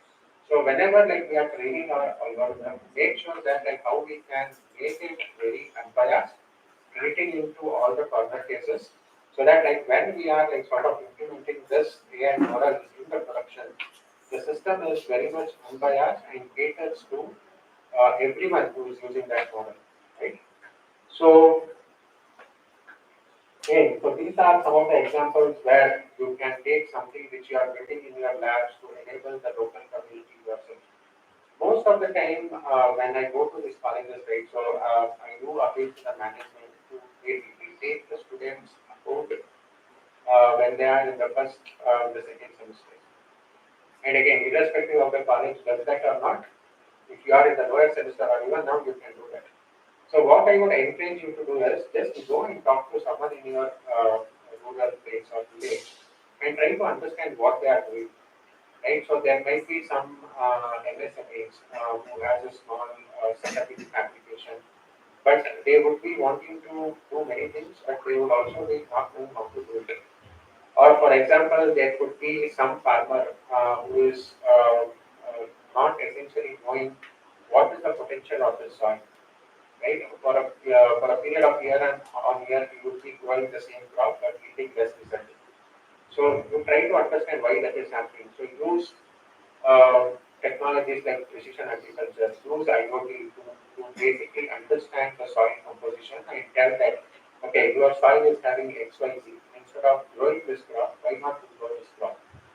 Right? So basically, you can try to suggest the people in your own backyard and see you as engineers how you can apply that solution so that like you are empowering your own community and at the end of the day probably if you have taught right on certain problem statement while you graduating probably you might have your own startup as well, right? So many of the students when I ask like they would say that no I want to graduate and I want to move to the cities like Bangalore, Chennai and Hyderabad, so just that they say that they don't have enough opportunities in their hometown. But on the other side, I am telling that the students are not opening up to the opportunities, or rather the challenges what they have in the hometown and converting that into an opportunity, right? So just take this thought and basically like whenever you go back in your semester break to your own hometown, just look around you, right? And then see like basically like what you can do with technologies like artificial intelligence or many of you are like probably would be having coding your own models these days. Can you do something for the community there with the help of technology? So why IEEE becomes important here, right? So IEEE is one organization where we encourage the budding engineers, the young professionals, the student communities to come on board. And basically, like we have lot of funding opportunities which are available. Right? So this is one organization where we encourage the students to also submit their project idea and also we fund them if they are meeting certain criteria as well. So there are examples where certain colleges and subsections have got like around 10 to 12 lakhs. But then again, so that was meeting the merits of the proposal that they have produced. So this example is a college in Bangalore who had submitted the proposal for IEEE Communication Society where they wanted basically to roll out an infrastructure to a village which didn't even have a basic connectivity infrastructure. So they started working with the local internet provider there. They also got in touch with BSNL. They basically looked into the topology of that village, understood like why after so many they did basically a groundwork and supported and they reported a survey based on which they did get some around 12 lakh funding. The project is kickstarted in 2025. So this is a village near Agubin. And by the end of this year, that particular village, that particular community would be having internet for their service at the back end of their home. Right, so is this problem not exciting? So what is stopping you as students to do certain things, study your own places and then see like what is the challenges here, opportunities here, and then see like if you can really solve that using technology, you will also get the funding and you know like where to look out for it. So and there are also like other open platforms like even like IBM as a company is lot of is doing a lot on CSR activities. Not only IBM, it's like out there. And many companies are running this hackathons for tech for good, or tech for social good. Right? So basically, they are encouraging the college students, the young professionals to come on board and then see like how they can use the technology for social good. Right? So it is basically like how we are addressing a societal problem and coming up with a solution using technology. So I would be wrapping it up soon. So again, so this is something whenever you are engineering a solution, try to have the empathy and responsibility as well. So I have emphasized here on this. It is not only how best we can use the technology, but how responsibly and ethically also like we are like, implementing our solution, especially when we are addressing a solution for a societal cause. So this is the crux on it. So can I play this video?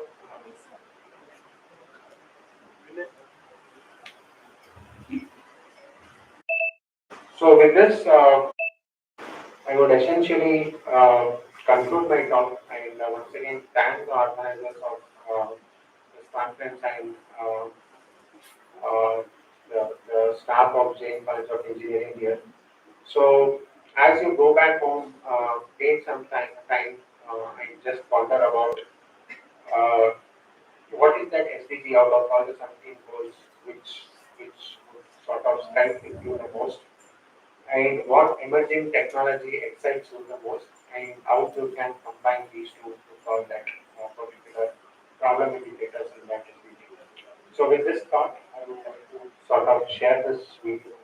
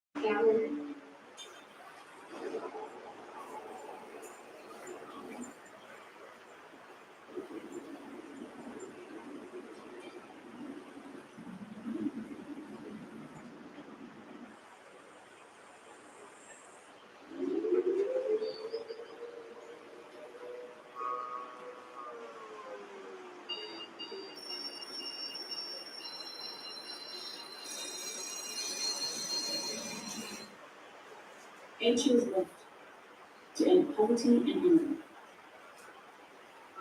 to halve global emissions.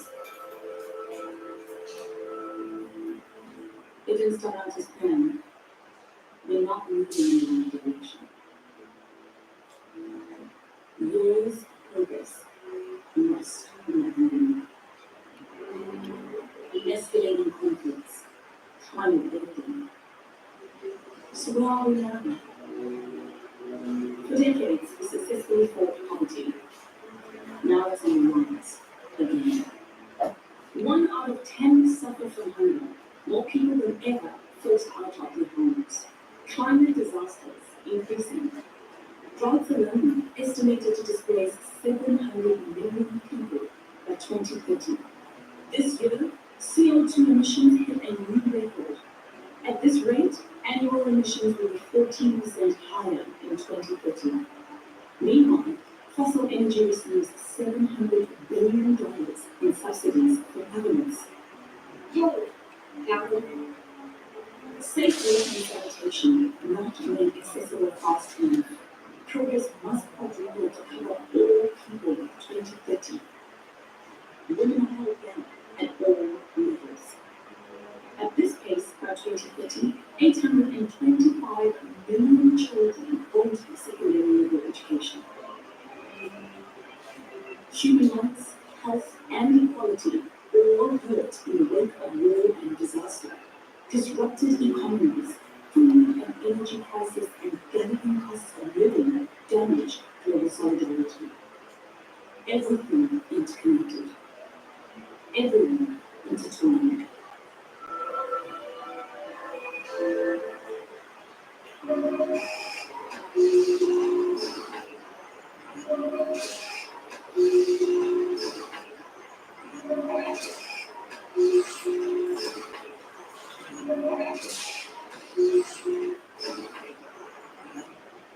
Business as usual won't cut it. Even though we made progress before, going back to pre-pandemic levels is not enough.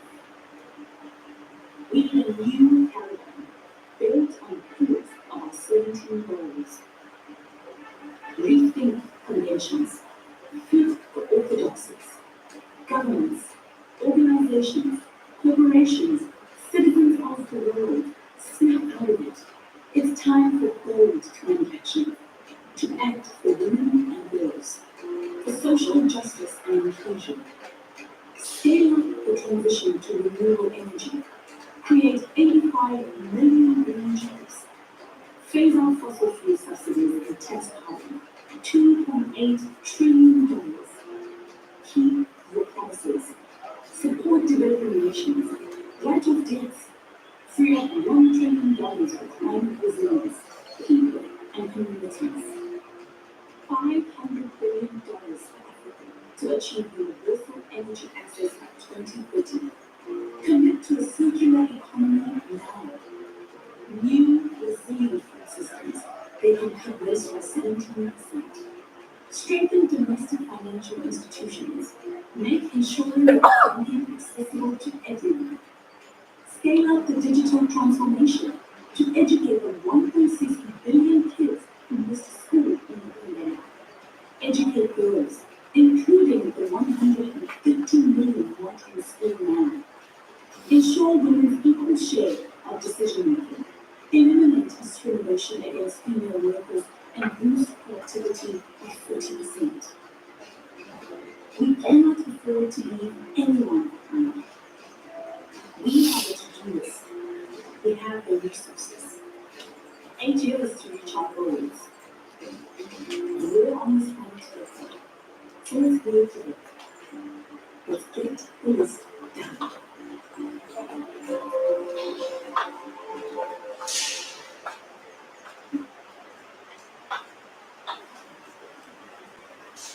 Yeah, this is what I wanted to share. All about the future of the world. I hope they got yours. Well, again, so day in and day out, we all talk about technology, right? So I just didn't go on just to be very technology heavy talk session today. Just wanted to sensitize the budding engineers on what we can do for the society. So at the closing, I would say that we definitely need engineers who would not just be technically good, but also ethically grounded, thinking interdisciplinary, multidisciplinary, and also very globally relevant as well. So as I wrap up, so take this thought with you and then see that you as engineers, like at least like when you graduate, see that like what is the XTD that you want to connect with and what is that technology that you want to make an impact on this system. Thank you.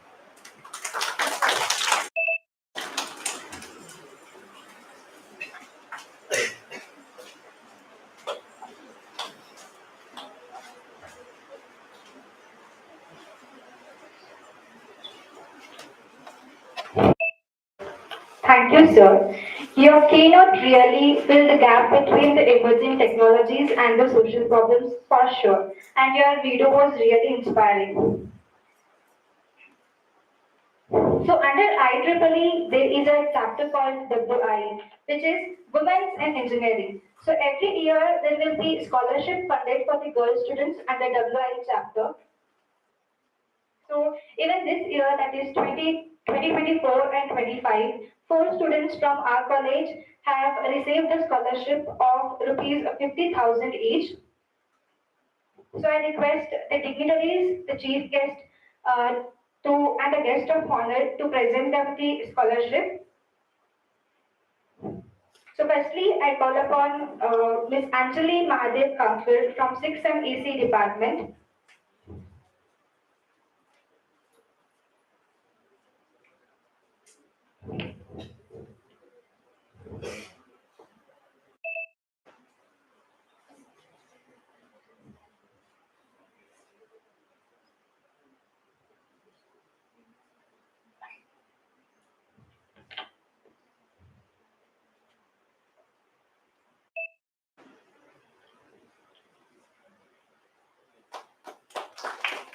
Give her a big round of applause.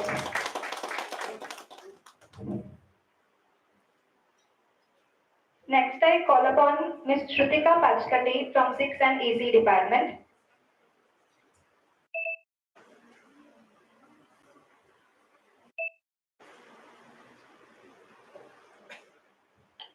Give her a round of applause, everyone. Next, I call upon Ms. Bhairavi Babli from 2nd SEM.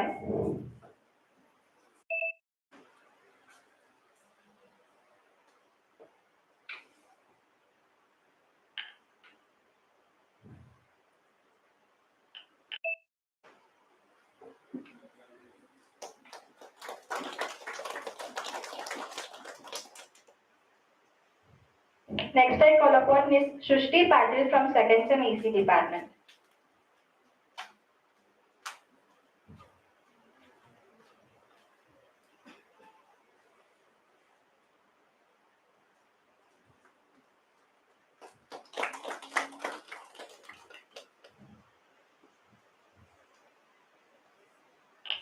Congratulations to each and everyone.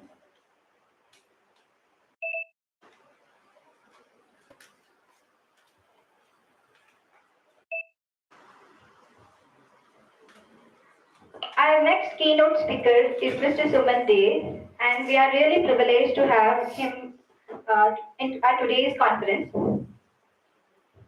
Mr. Suman Dey is a product manager for Expo Products Insights and Experience, having joined SAP in 2015 as a scholar and holds a master's degree in software engineering from IITS Pilani.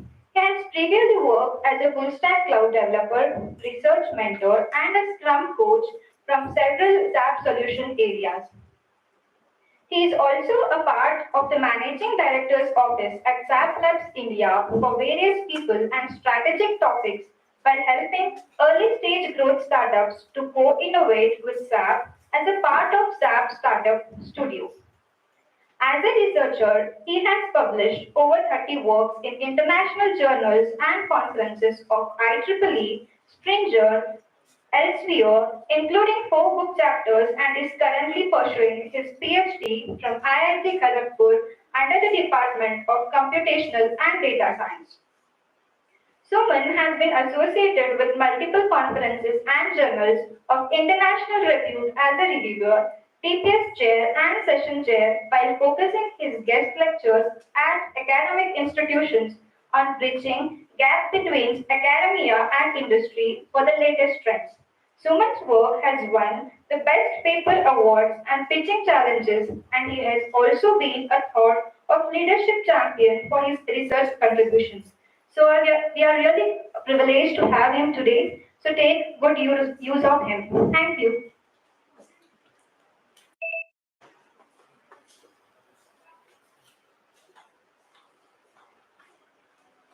Hello. Yeah. So, whosoever is left back in the audience, are you hungry?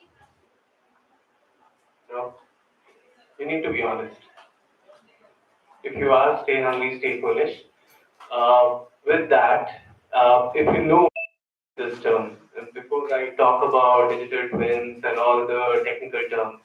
And I'll not be generous like sir here. I'll be boring you with the technical topic today. Before that, Stay Hungry, Stay Foolish was used by Steve Jobs in the valedictorian session in Stanford. Okay? And Steve Jobs believed in one thing, his design thinking. So with that, I would like to start the session with a question for all of you. Couple of decades back, there was a major problem statement. The problem statement was there was a multi-story building and the lifts were pretty slow. Okay? All of a sudden, the people who used to stay in that building, they started complaining, oh, the lifts are slow, can you make it faster? So they got in touch with some vendors, I don't know if it was Snyder or Otis, somebody went there. And they did some changes, they asked questions to the people who were staying there. They made some changes, few months later, they came back, sir, is the lift faster? I'm like, oh yeah, it's pretty fast. Now the question to all of you is, what was the change that these lift vendors did? Did they make any change? People felt that the lifts are faster. What was the change that they made? I know you are hungry, but just have a wild guess. Very close. Music came later, but you're on the right direction. Exactly. They added mirrors. The problem wasn't the speed of the lift. The problem was people had nothing to do inside the lift. Solving a problem doesn't mean you have to use technology all the time. Understand the problem statement first. Try and implement something on top of it. This is a beautiful use case on how things change just by adding mirrors. Humans are creative, we brought in music later. But again, the problem was if I'm going 100 floors, I have nothing to do. But imagine you have a mirror. That was the solution. How did they solve it? They actually asked people what was the problem they were facing. Everybody said time. They just reduced the time in a different way. I asked this question to a college and they mentioned, oh, you must have used coupling and this and that and pulley and no, it was mirrors. With that, I'll go to another question. How many of you have a laptop? All of you? How long have you been having that laptop? 1 year, 2 years, 3 years? Other than the rich kids who own a Mac, how many of you face the problem that your battery is slowly dying? It gets lesser, right? One of you had a question for Prasanna sir, asking that what's the importance of AI, analytics, and data science in the field of electronics? So if you want to improve the useful life of any device, this is where this is where the question is basically being answered. Can we try and maintain the amount of battery that we have while we bought the system continues to be so after 2-3 years? We all know what the problem is. We don't disconnect the charger. We keep it on even if it is done. So imagine if there is a data science module which runs in behind looking at prehistoric data, using your usage behavior as well and says, you know what, what's your name? Amay. Amay, you need to disconnect your charger. That works, right? So some model which runs behind is giving that recommendation saying that, Amay, you need to disconnect. So 3 years later, you're basically finding that, yeah, more or less a bit has gone down, but it's not drastically so bad that you have to, insert your charger to turn on your laptop. The background is data science and machine learning. What is the field I'm talking about? Predictive analytics. Okay?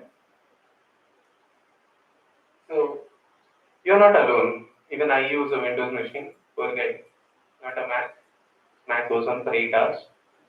But for some systems, you can actually improve the duration of your laptop battery, your phone battery, or any devices as per your need. Okay? Now, while we are at the top of laptops and this and that, we have heard the word Industry 4.0 again and again. So now I'm going to talk about, although it is Industry 4.0, after hearing Prasanna sir, I think I should have written Industry 4.0 to 5.0 because we are somewhere there. I talk about laptop again.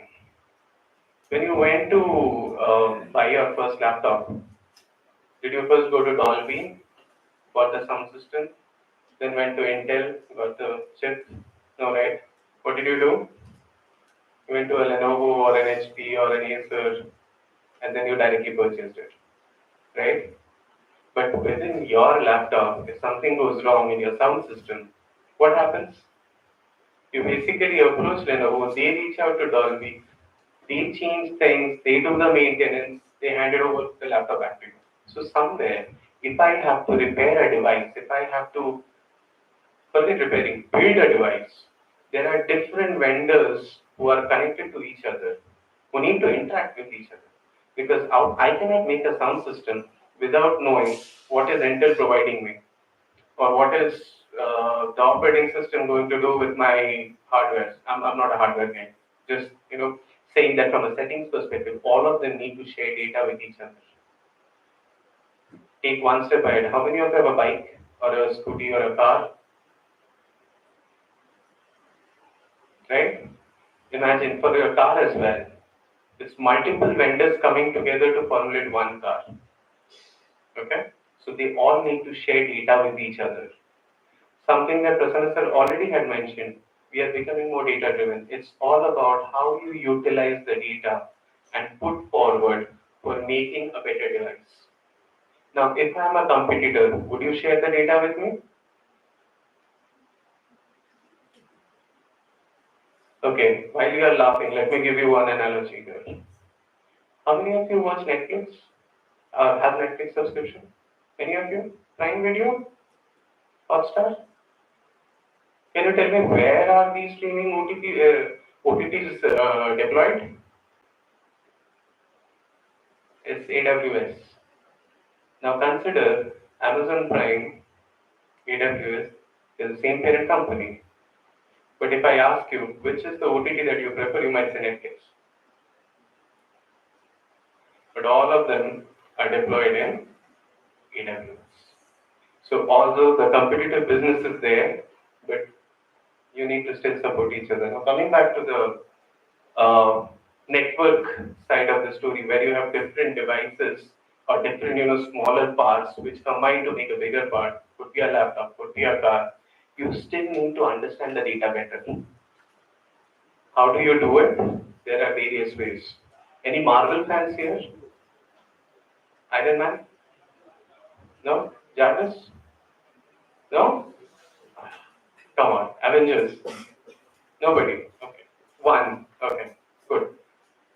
So if you have heard about the term Jarvis, it's basically a depiction of an augmented reality, right? It's not a real person, it's a robot who's kind of created to do some magic, basically for Tony Stark, create and manufacture his, I don't know, some 42, he used to call those Iron Man suits, right? Why I'm talking about this? AR VR is one way of depicting a real life object as well. You can think about CAD. How many of you have heard about CAD, computer aided designs? Okay, stack faces with CAD.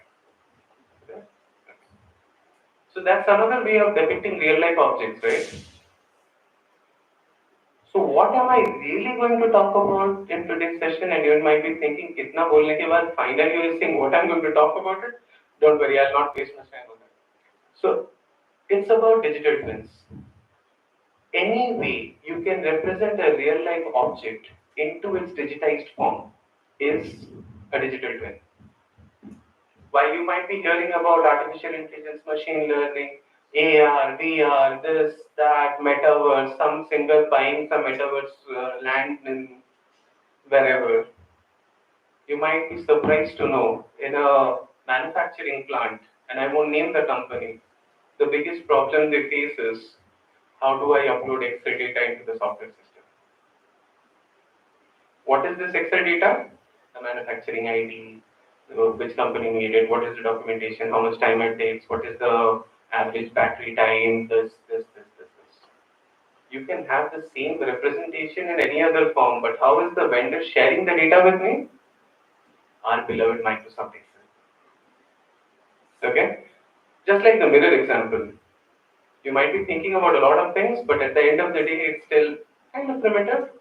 But how do you really leverage this digital representation for multiple things is where your research importance comes into the picture. For example, can you improve your battery life for your phones, for your laptops, for your manufacturing factories, for your car manufacturing? Could be anything. These are the things which are facilitated by digital twin representations.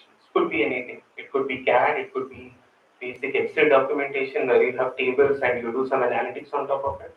Or it could be your AR, VR where you have a nice little representation of, okay, this is how Jarvis works. I'm just giving you the possibilities. So, again, a hypothetical slide again, but build up a motor.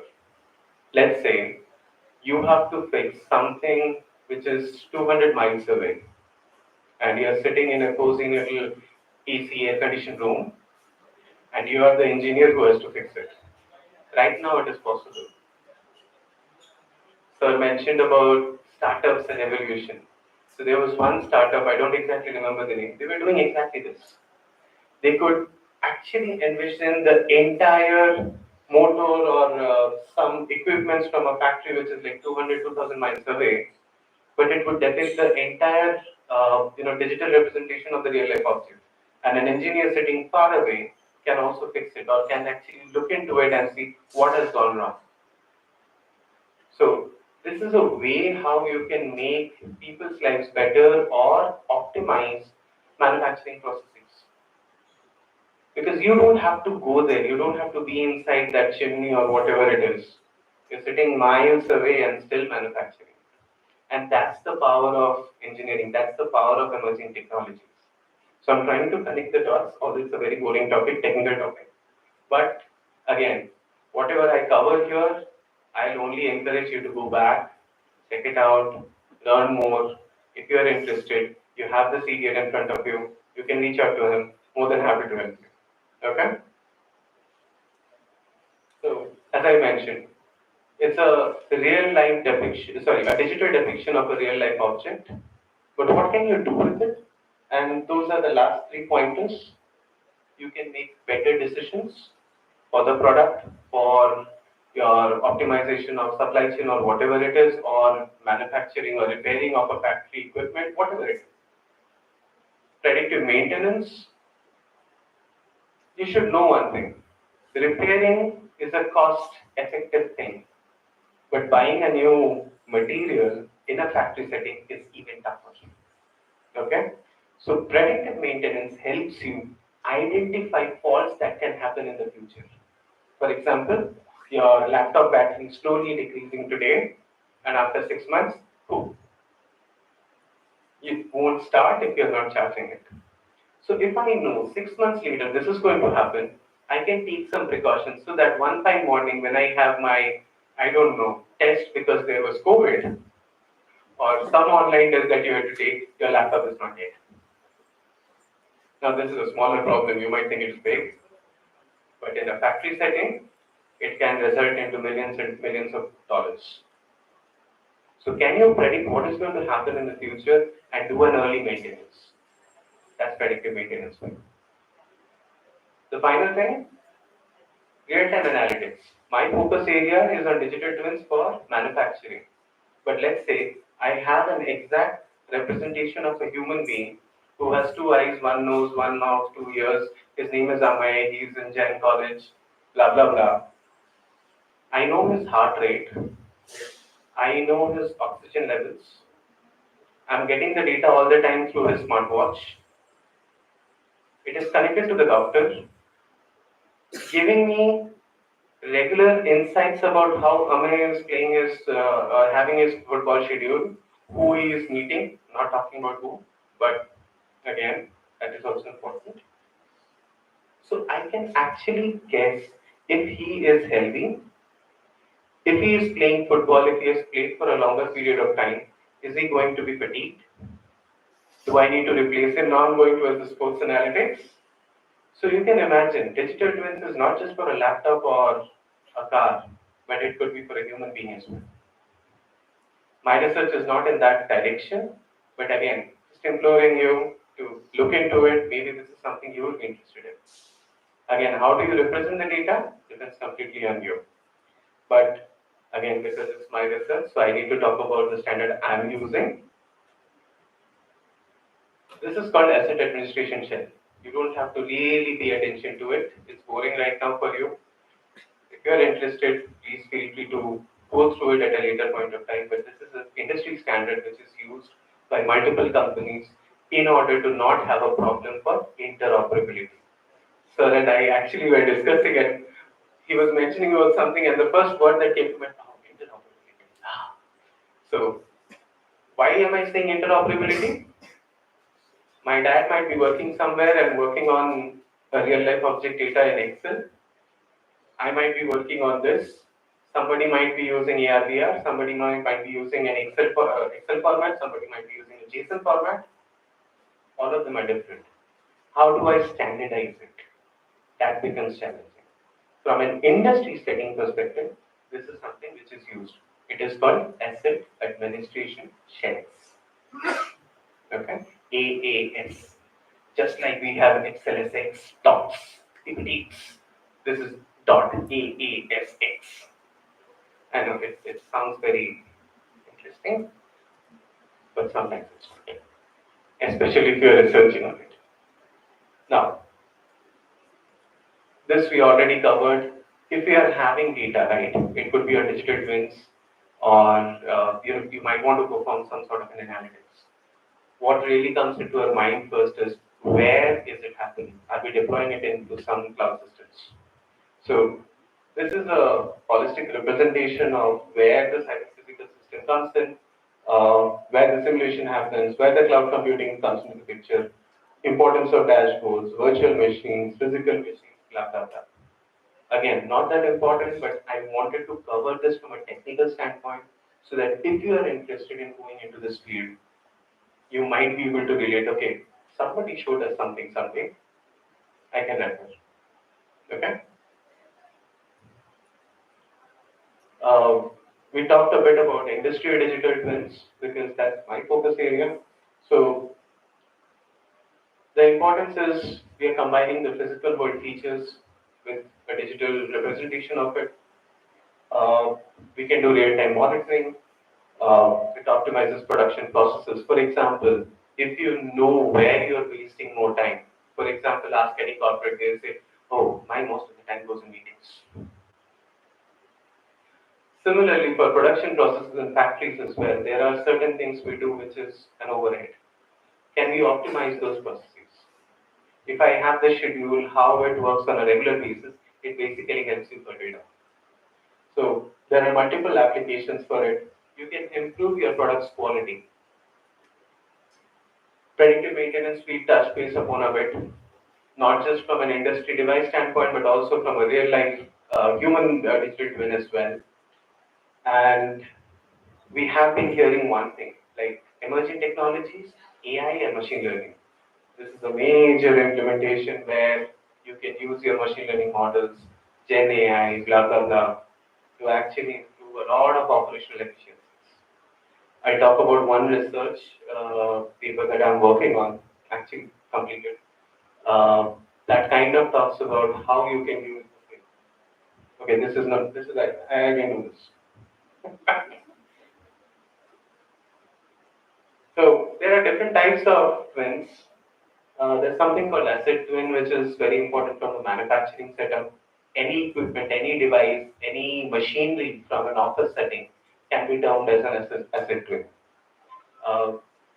Ma'am probably will share the video, the photos with all of you, so you can refer to the documentation. Okay, perfect. Lovely. So if you are interested, please feel free, and again, I'll be sharing my contacts as well. If you want to know more, please feel free to reach out to me. So this is one type of digital twin that is used from an industry perspective. There's something called digital thread. So it's not just about getting the data of a real life object into its digital form. It's also about understanding the entire life cycle it goes through. For example, take your laptop again. The way it was on day one versus the way it is on day, I don't know, 1000 is different. But if you can control how it has emerged from a journey perspective, how it has declined over time, you can make better decisions on top of it. So digital thread basically helps you track on how your time series data has evolved over time. Okay? So this will help you make better predictive analytics. Sorry for boring you.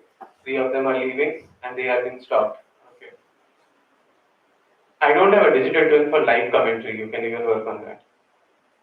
So these are few importance of digital threads. Okay. No, don't worry about it. I mean, I was also a horrible student. I preferred playing Counter Strike in the last bench rather than sitting in. Now, we also have things around hybrid twins as well, where you can combine multiple models into one. Again, go through it. This is still a bit far from reality. I mean, we do it, but it needs more research. So this is one topic you may also explore. And this is where the entire interoperability part becomes very important. Okay? How does two systems interact with each other? Can two systems be combined to represent a real life object? All this.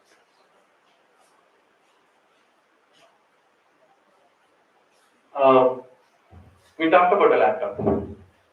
Within that you have a Dolby system. Within that you have something. Within that you have something. Within that you have something. All of them might be represented as smaller units of a larger digital twin. Okay? So how do you really go deeper and figure out if they need to be managed at a deeper level? Okay? So this is also something, I mean, all of them are more or less same, but these are different forms how digital twins can be not represented, but different types of digital twins that are available from an industry. This is my favorite because I am a product manager by profession, so product things become very important for us. We talked a bit about lifecycle data, performance, but the third part, usage. So for example, if I have a product which is connected to some cloud, for example, nowadays if you buy a decent end car, I won't say high end car, decent end car, the data for how you are using it is available in their cloud system. Okay? Now if I see that after 4 years, the person has stopped using it, what would I do? I have the data from Kia's perspective or a Hyundai's perspective or a Mahindra's perspective. I'm going to send this person a customized mail saying that if you come and replace your car, you're going to get so much discount and you can buy your new so and so forth. Depending on how people are using something, you make a decision. Prasanna sir also touched base on this. For software products as well, and this is my job, it is to understand how different products are being used. How many of you are bombarded with SMSs? Once you enter a mall and all of a sudden, there's a fashion, so there's a sale in pantaloons or Max or lifestyle or whatever it is. How is it so that the moment you entered the mall, you have received that text? Or, for example, you search for something in Amazon, 2 days later you get an ad from Flipkart. It's not magic. It's not rocket science. It's basically somebody who has cached your data and has done some analytics on it. Okay? So it might not be a real life object as well. It could be a software product and it's digital twin. So how you use this as a research area or a technology or an emerging technology is up to you, but there are endless possibilities that you can take forward as an engineer. Okay. Uh, this is from my research perspective. There were some gaps identified. For example, we talked about standardization, Excel. Somebody is doing AICTE, somebody is using CAD, somebody using this, somebody using mathematical models. How do you combine them together? So, as part of my research, this is a standard that I'm working on. It's already existing. I'm just trying to put in analytics to it. So, nothing major, just reusing a lot of things and putting together to call it something new. So, so I don't know if any of you want to do your PhDs. I'll just tell you one thing. If you copy from one person, it's cheating. Copy from 10, put in your thoughts, that's research. Okay? I had a t-shirt in my 10th standard or something. All of a sudden I figured out the importance now when I'm doing my own PhD. Okay, this is research. You copy from 10 and make it your own. So you can combine a lot of things together. Okay. So what I'm doing is using the standard, I'm trying to put in predictive analytics, predictive maintenance capabilities on the standard digital twin. How to make it interoperable and how do I do analytics. That's my goal. I won't waste your time. I will seriously see this. But imagine you have an edge device from which you can take the data, store it in A6 format or Excel format or whatever format, and you can do analytics on top of it. The amount of impact you can have on industry is huge. It sounds like rocket science at times, but it is not. The moment you know how to capture the data, you should be able to store it somewhere. Even if it is not .NESX, it can be basic Excel, which gets updated. It could be your SQL server, it could be your, I don't know, Access. I really don't know, but it's up to you to figure out. The moment you have the data stored somewhere, you can do magic. And for that, I won't be stopping you, just like sir said, this is not a typical classroom. I won't stop you from using ChatGPT to ask, you know what, I have this data. What kind of analytics can I do? What kind of practical use cases I'm solving? Go do it. See, right now you have the weapon in your hand. You don't even have to learn coding at times. Focus on the problem statement. It's important to make the lips go faster. How you do it? Well, for your exams, maybe it matters later. I won't tell my maths marks, huh? That's horrible. So these are a few things which are happening from an autonomous enterprise perspective. You have generative AI. I have to tell you this. Sorry, I'm in the wrong session. Augmented analytics. Basically, you take in the real life object and how do you perform analytics on top of it. We talked about data sharing between vendors, right? So that everybody is compatible with each other. But you cannot share your actual data. Sometimes you need to share fake data. So synthetic data generation is another topic. So you have conditional GAN, generative adversarial networks, and blah blah blah. I'm not sure if you have heard about it, but if you haven't, please do it. Okay. So that becomes really important. Fourth is predictive maintenance, which we talked about extensively today. And yeah, don't just learn it, solve problems. That's the ultimate goal. Whether you do research, whether it's your final project, whether it's something that you're doing from your work perspective, this is how you should look into it. I shouldn't even cover this because we have already talked about it during the session. So these are some results which are there from my research, which kind of states that the real life data or the actual data was similar with the synthetic data that I generated, and also from a prediction perspective, how well each of the models were doing for the data sets that I had. Production optimization, we have more or less talked about how basically you can use digital twin data for doing analytics and how it optimizes things. Again, won't cover this, won't bore you with that. I'm open for questions if you want to connect with me. This is contact information, you can scan and connect. more than happy to help. Any questions? Yes. So as mentioned before about Netflix, there is a show called Black. So I'm now audible. You could be louder.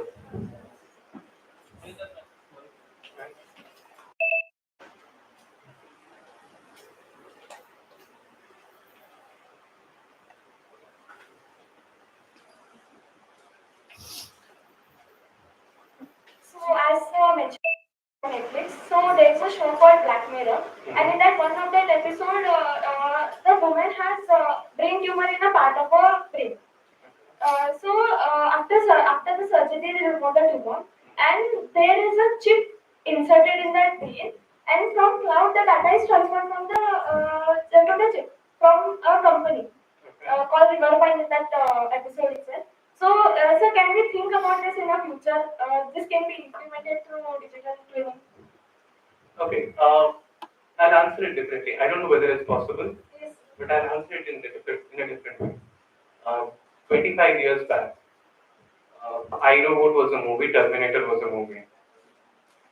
Okay, now we can do a lot of things with automated robots. So what's going to happen tomorrow? If it's already happening, I don't know. Sir, any idea? So we shouldn't rule out anything in simple terms. If you want to take it as a research, sure, why not?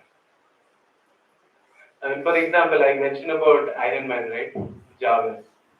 So when it first came in 2008 or 9, right? I was still in my bachelor's degree. And I remember the first thing that we did after going to college was, can we turn our laptops into Jarvis? And surprisingly, there was already one person who had done that coding. Not in my college, but somewhere else. We reuse the same macros for our systems, turn on the Windows speech recognition, and it was literally able to identify our voices and only our voices, and was doing whatever we were asking it to do. I mean, Windows speech recognition already does a lot of things, but we were able to do even more customized stuff. So, I don't rule out inspiration from movies, to be honest. If you can achieve, sure, why not? Thank you. Any other questions? See, yeah, go on. What's the only matrix to measure the ROI in any industry? No. AI. See, from any organizational standpoint, I think this and all of the things that we were discussing in the car today is coming forward. At the end of the day, cost cutting is very important. From an industry standpoint, from a corporate standpoint, obviously you want to invest on things that gives you revenue. But is it the only metric that matters? No. So if you look from a metric utilization perspective, there are different ways of looking into it. There are some which will give you money. There are some which are independent variables to it, which will impact which are giving money. Okay? For example, if tomorrow Amazon's website is down for the next few days, would you go and try to search for Amazon on the fourth day? Maybe not. Right? But is that being up all the time really giving them money? It's one of the features. Okay, uptime may be a wrong concept. Maybe it being slow. The latency of a website could also be a problem from an e-commerce standpoint that the user might not feel compelled to go there and use it. But it is there. I can go buy it. Just that instead of taking 30 seconds, it is taking me 1 minute 30 seconds, a minute extra. We still might get mad. Right? You won't believe how many of you use the great website called Google? Go read about the color combinations with which the links actually change. How much research Google has done just to figure out which is the right color for their URLs. They have changed it multiple times to come to this current color. there was a lot of data crunching which went with, behind it to figure out which is the right color combination. Now, why am I saying this? Google wants its users to come back, search for things in their website, not go to Yahoo or MSN or whichever. I don't have a problem with it. But at the end of the day, whenever we know internet is up or down, www.google.com. To get to that point, Google actually has spent efforts, even up to the level which colors really are attracted by people or which colors actually attract their audiences. So, to what level can you do data crunching? This is the level you can do data crunching. It directly doesn't answer your question, but it's not just about the money, but also the factors which influences the adoption of a particular website.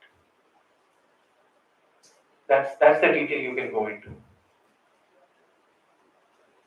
Any other question? If not, feel free. More than happy to guide you. And with that, I invite us.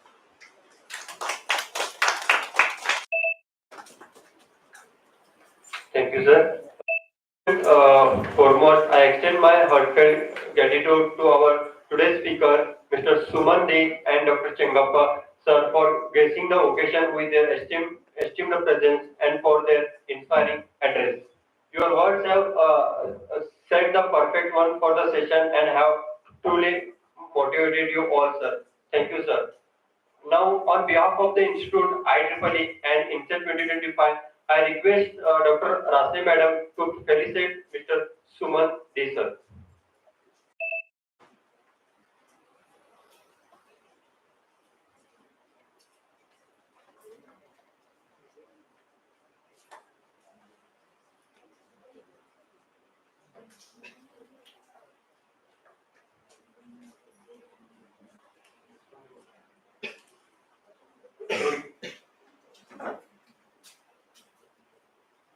Yes, I would like to call Channappa sir, Rugi Madam.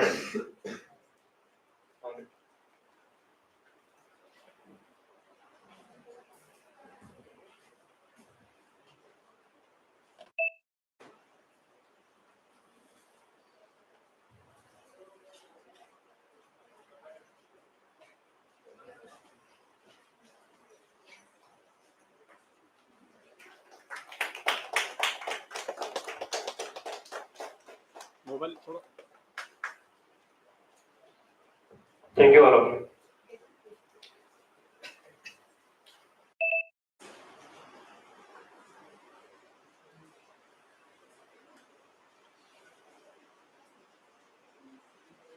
Yes, thank you, all of you.